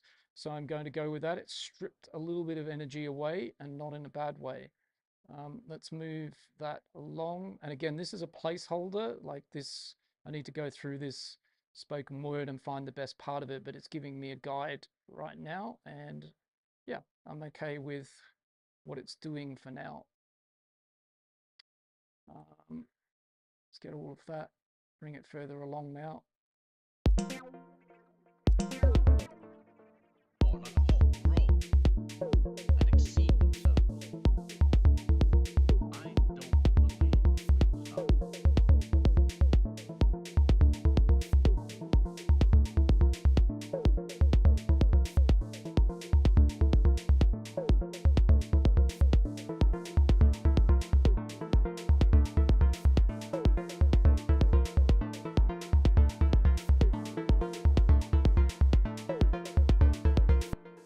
Okay, so that's working nicely with the tension building up there, and then we're going to come into, I think, another break here. So let's grab ourselves a bit of kick drum with the filter already automated. We might have that for the first 8 bars or so, and then maybe no kick at all, clap over, maybe all the way to keep the groove rolling. Probably the open hi-hat, as that's just a fill.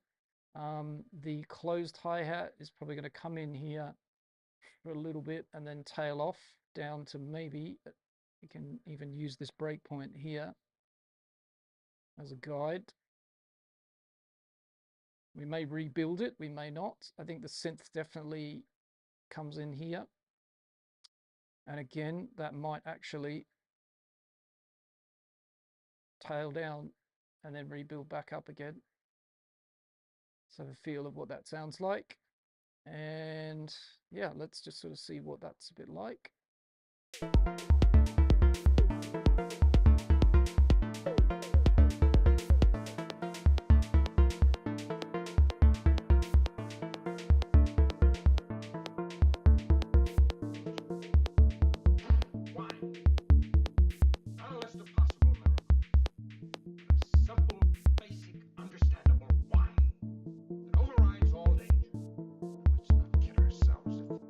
Toms are going to come out there. Let's stretch them past, and then we're going to remove them here.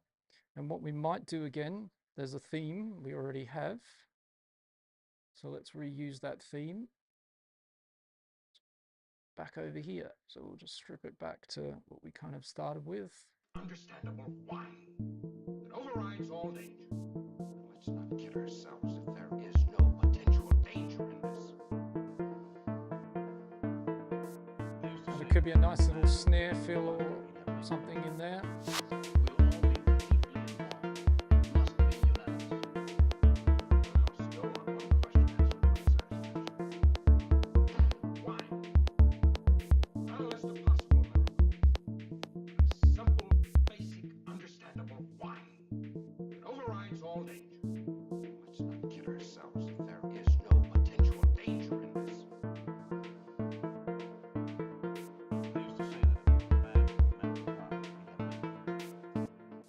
Okay, so another little bit of tension, a little bit of a break kind of happening there. Then when we come out of the break, We're going to drop back in. Let's get some markers set here. And again, I'm just dividing this up right now in 16 bars or 8 bars, making little variations between each 8 bar section. There's a lot of ways we can go about this. I think it would have been nice to performed the session view into here, and then we can break away from the sort of 8 bar kind of workflow, because if we sort of perform it, we might do some DJ things where we, you know, just keep it playing a bit longer, or we take it out quicker, and it's often a very good idea to do that rather than copying and pasting. But we can edit and evaluate afterwards, but right now we're following a bit of a script, right? But when I pull back and listen, then these breaks, they might happen earlier, they might not happen at all. It's just sort of like right now kind of what's happening instinctively. So I think after here we can do a bit of a change here. I think we can take this, bring that over here a bit, and I think we can get into some of, I think this can happen here. So we're going to have our second kind of variation of what kind of is going on here. A little bit over here. Some of it, we don't even have to have all of it actually. So the clap pattern could be a good option. Closed hi-hat's going to continue. I think the second synth could be an option here. Simply drag these out. Double the length would be smarter, so let's move these across again a bit further. So somewhere there. Then we can drag this out further into where it's likely to go.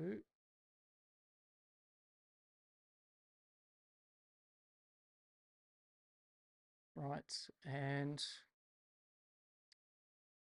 are we living on this? Are we living on the acid synth? Because that's still up our sleeve, hasn't made an appearance yet. The full vocal chops haven't made an appearance yet, so we've got quite a bit to work with.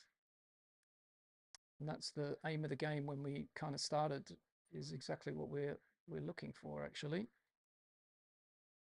is to have those variations so that we can get that tension release and that energy.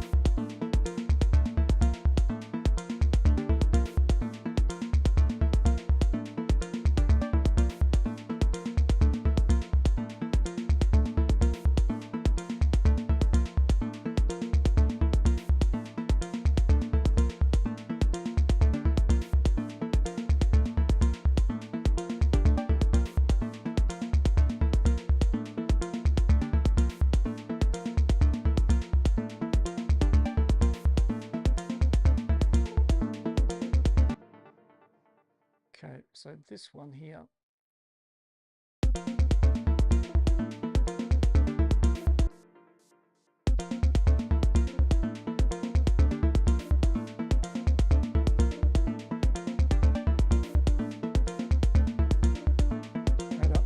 Better for my ear.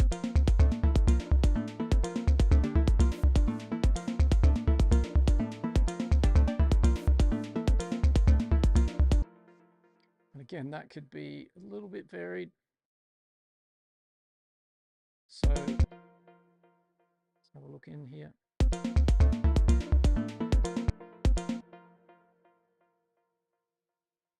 So let's maybe split that, consolidate it, and try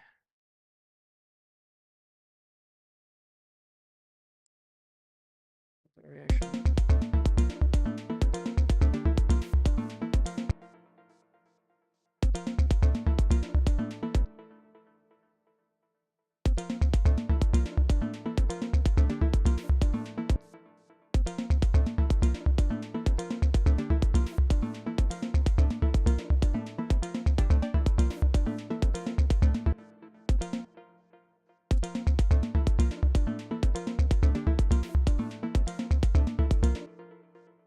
So yeah, a little bit of a variation in there.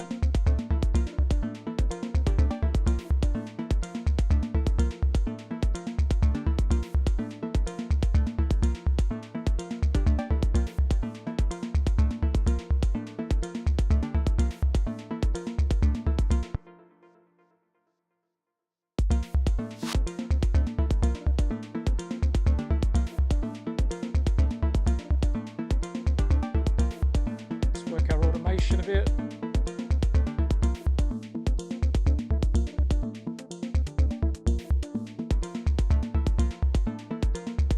And placeholder, but I like it. Get some tension out.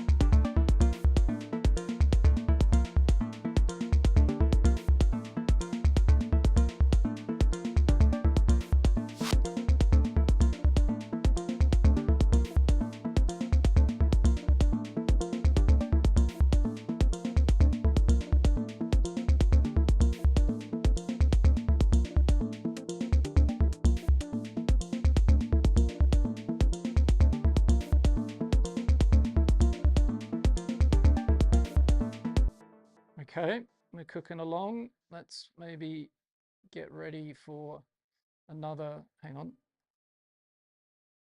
Option drag, gotta watch out for that. It's very handy when it happens properly. Okay, claps. Let's maybe follow this theme in here. Oh no, let's actually leave it so it's a little bit different. Let's maybe pull out the closed hi-hats.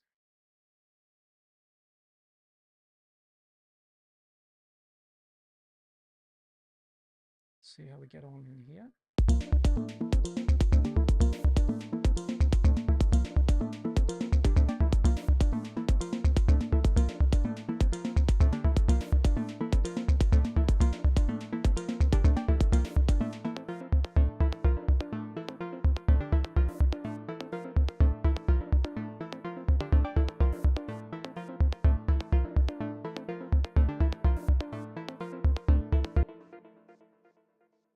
Yep, liking it.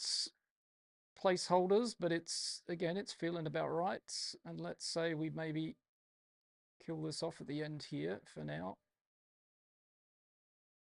Be a bit low, but we'll find out in a moment.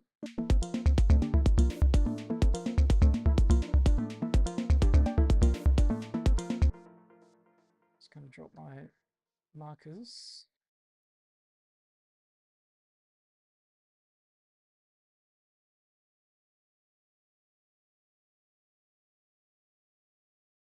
They just, as I said, give me a visual clue for when I want to go back and just kind of check what's happening in between these flags and make sure that I like the change and the variation.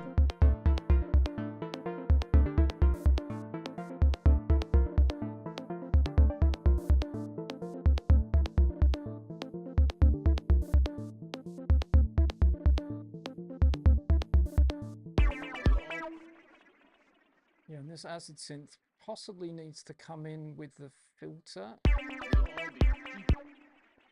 You want to mute that for now down here. And I'm just trying to remember 1 versus 2, so let's do that first, and then we can figure out which clip is the one that's going to maybe start here.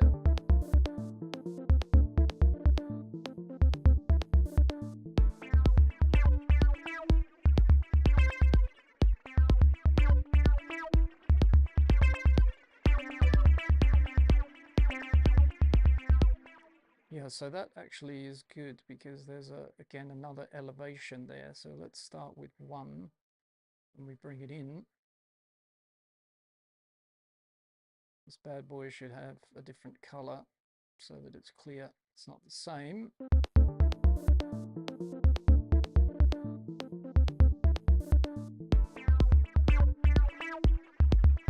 I think I will soften that. That will probably have a filter on the front in a second.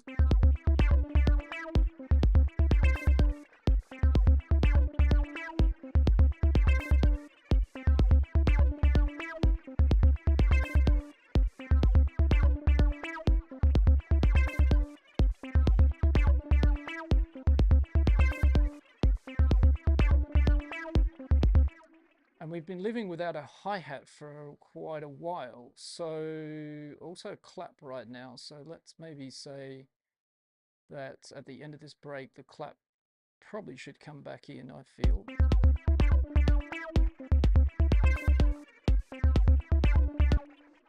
But let's actually, interestingly, try it without and have the hi-hat instead. No clap.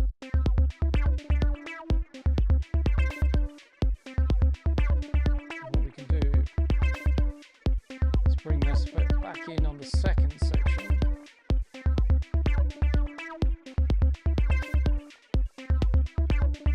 Nice. And also percussion's out as well, so let's have a feel for here.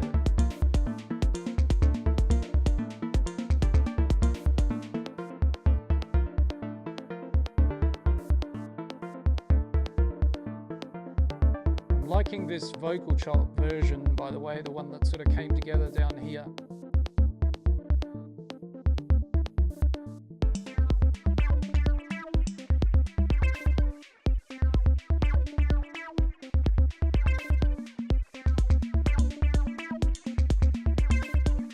Too much, so we can live without that for that a bit.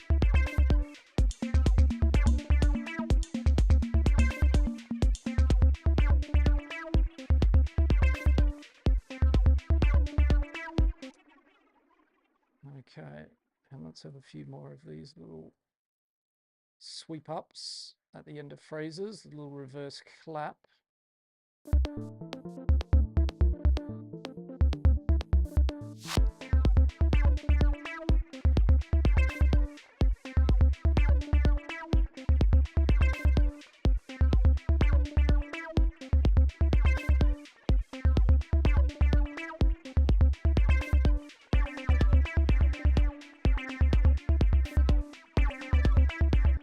Yeah, not sold on that yet. Two might need a little bit of editing, but feel like maybe start again here with this and matching kind of how we had it before.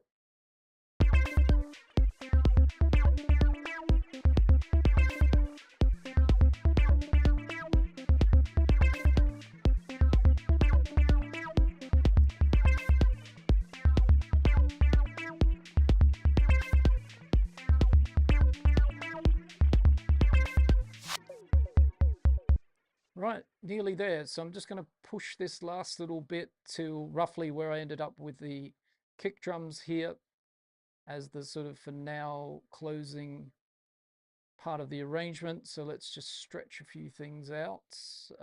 Well, actually the toms are going to stop a little bit before the kick, potentially. Kick there. Clap can extend along a bit. Hi-hats, what's going on with those right now? They're full on the energy wise of the automation, so I think we would have automation at some point, bringing ourselves down to filter down the hi-hats at the very end. For now, again, just placeholders. All of this will be dialed in. It's just to give us a good little bit of structure. That little open hi-hat flourish can carry on, and then the synth. Actually, we've got three, so what I want to do is bring it to about there, and then I want to sort of use this as our outro synth, I think. It's the idea there. So when it goes up an octave, and again, what are we doing here? We're kind of, say, opening up potentially, fill that out. Sci-fi effects, that I think that can come back in, and I think we can use that similarly to The beginning will have a bit of it in this format, and then we're going to strip it down to our other variation. Right, and percussion. Let's have a little bit more of the main percussion, and maybe close out with our intro percussion. And similarly with vocal chops, again, we don't have to use all this, this is the thing, but maybe they reappear very end here a little bit like this, and all of this stuff over here gets moved further along now, out the way. Right, so let's have a little play in here.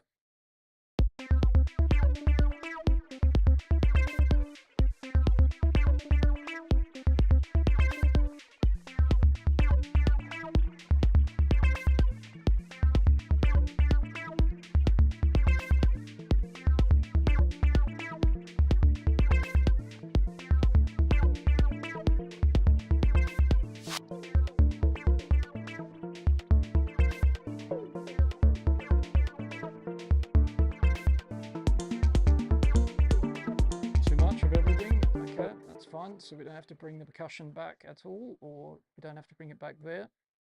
And I've made this break happen a little bit out of sequence to kind of make it feel a little bit different as well.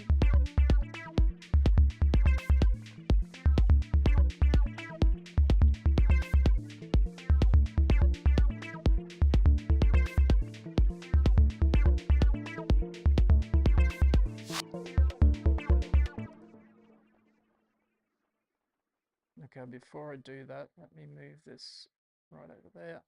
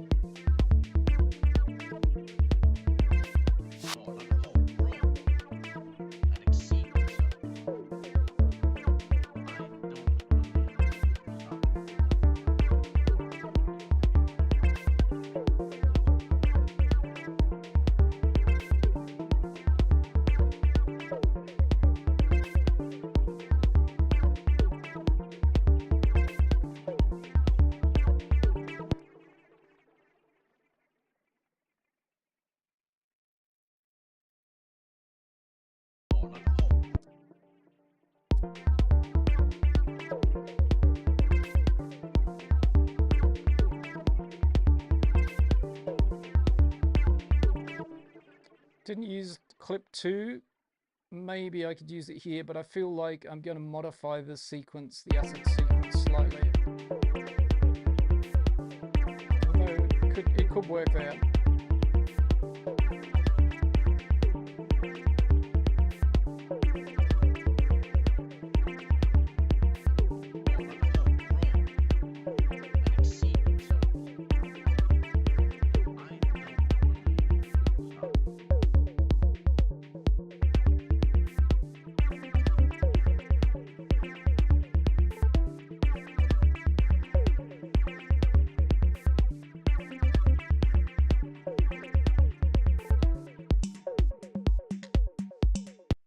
Okay, so let's say we bring the synth right to the end, bring it down further here. I think for a placeholder, that's not bad. Needs, as I said, a little bit of action here and there, some adjustments, but we've got a framework.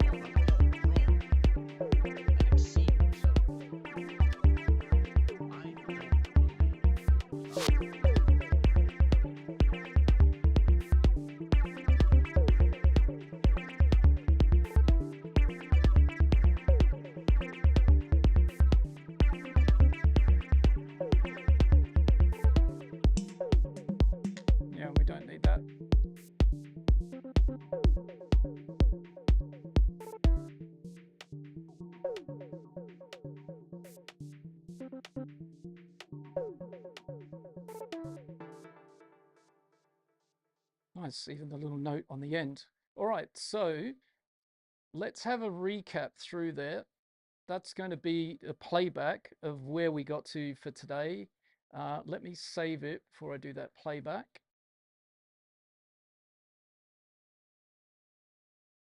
And I forgot to do this before, but I'll do it now because I've overwritten the previous one. So we're going to call this live stream part 2.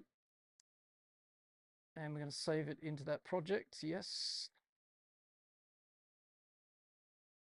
We're going to do a collect all and save. And then we're going to do a little playback. Let's see what we've got, see how it feels, talk about it for a second, and then we're going to wrap things up for today.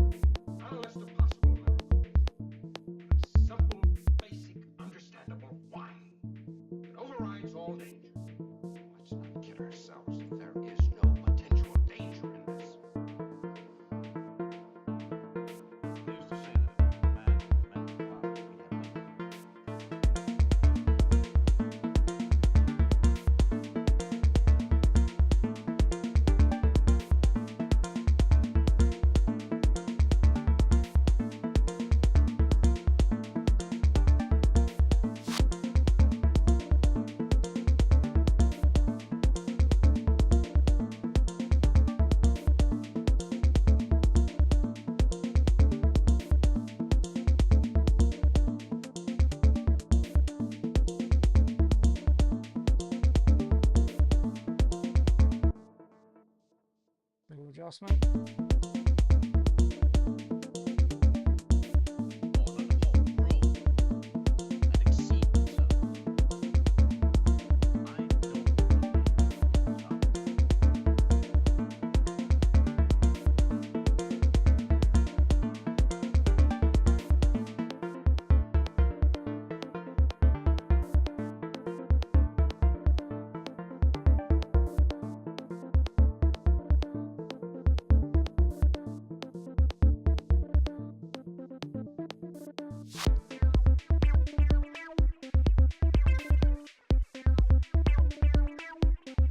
Okay, that was interesting. I definitely think the synth needs to carry over into there.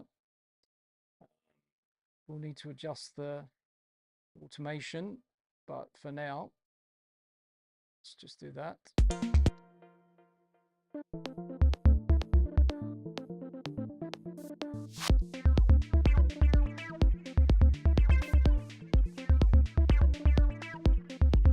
And this needs a fade in for sure.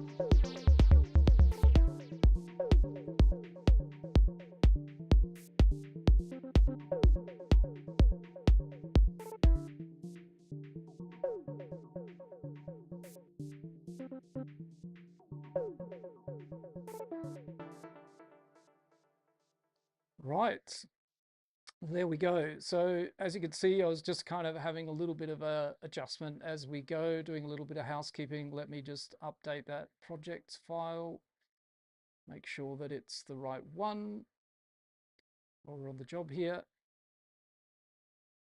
Click all and save. So yeah, my notes, my mental notes as I was going through that there is that's a good framework. There was no sort of really nasty surprises or anything. I was just messing towards the end there with things like reverb and delay. So what will now bring this to life, I will bounce this to audio now. I will listen back in audio, make some notes, but the next time I'm back in this project, which should be a live stream, part 3, do let me know in the comments if you would like to see that. That will let me know that I'm on the right track, and I will move on to part 3 of this, but it will be about refining this structure and framework now, adding automation, adding effects, getting the instruments dialed in, because again, I've made these sounds from scratch. There are some samples here, but the main synth is just wavetable. The acid sequence is analog, and so they need a little bit of refinement, automation to build up a bit more tension and release. But like I said, we've got the skeleton or framework to work with, and that's great. Also, the vocal spoken word is a placeholder. I just looped a section of it. Not sure that's the right vocal or the right section, but yeah, it gives me a placeholder to work with. So on that note, ladies and gents, I'm going to say before you go, if you have enjoyed this video and this stream, of course, big favor or small favor, however you see it, if you can, please do push the buttons on the channel. It helps the channel and it helps this video, and other people can find it, and hopefully it helps them as well make indie dance and understand Ableton Live. But yeah, before you go, if this video has you thinking about your own tracks and what's still unfinished in your folders of music, I have made a free track finishing framework, and you'll find it linked down below in the description. So grab yourself a copy of that if you like, to help you self figure out where you are stuck. There's no strings attached. The link's in the description. And if you do feel like you'd like to chat about your music and coaching and how that would look, a session like this, but a session like this on your music, helping you get your tracks on Beatports and played by the DJs in the scene, then you'll find also in the description below a link to book a free call with me, and we could see if it's a good fit. Again, no strings attached. It's a conversation. Do we both fit? Can I help you with your music goals? Link below. On that note, keep on creating. Have an amazing rest of your weekends. Stay cool if you're somewhere hot. Stay warm if you're somewhere cold. Take care, everybody. This is Heath signing out. I'll see you all very soon for part 3 of the Indie Dance Project. Ciao for now, everybody. Bye.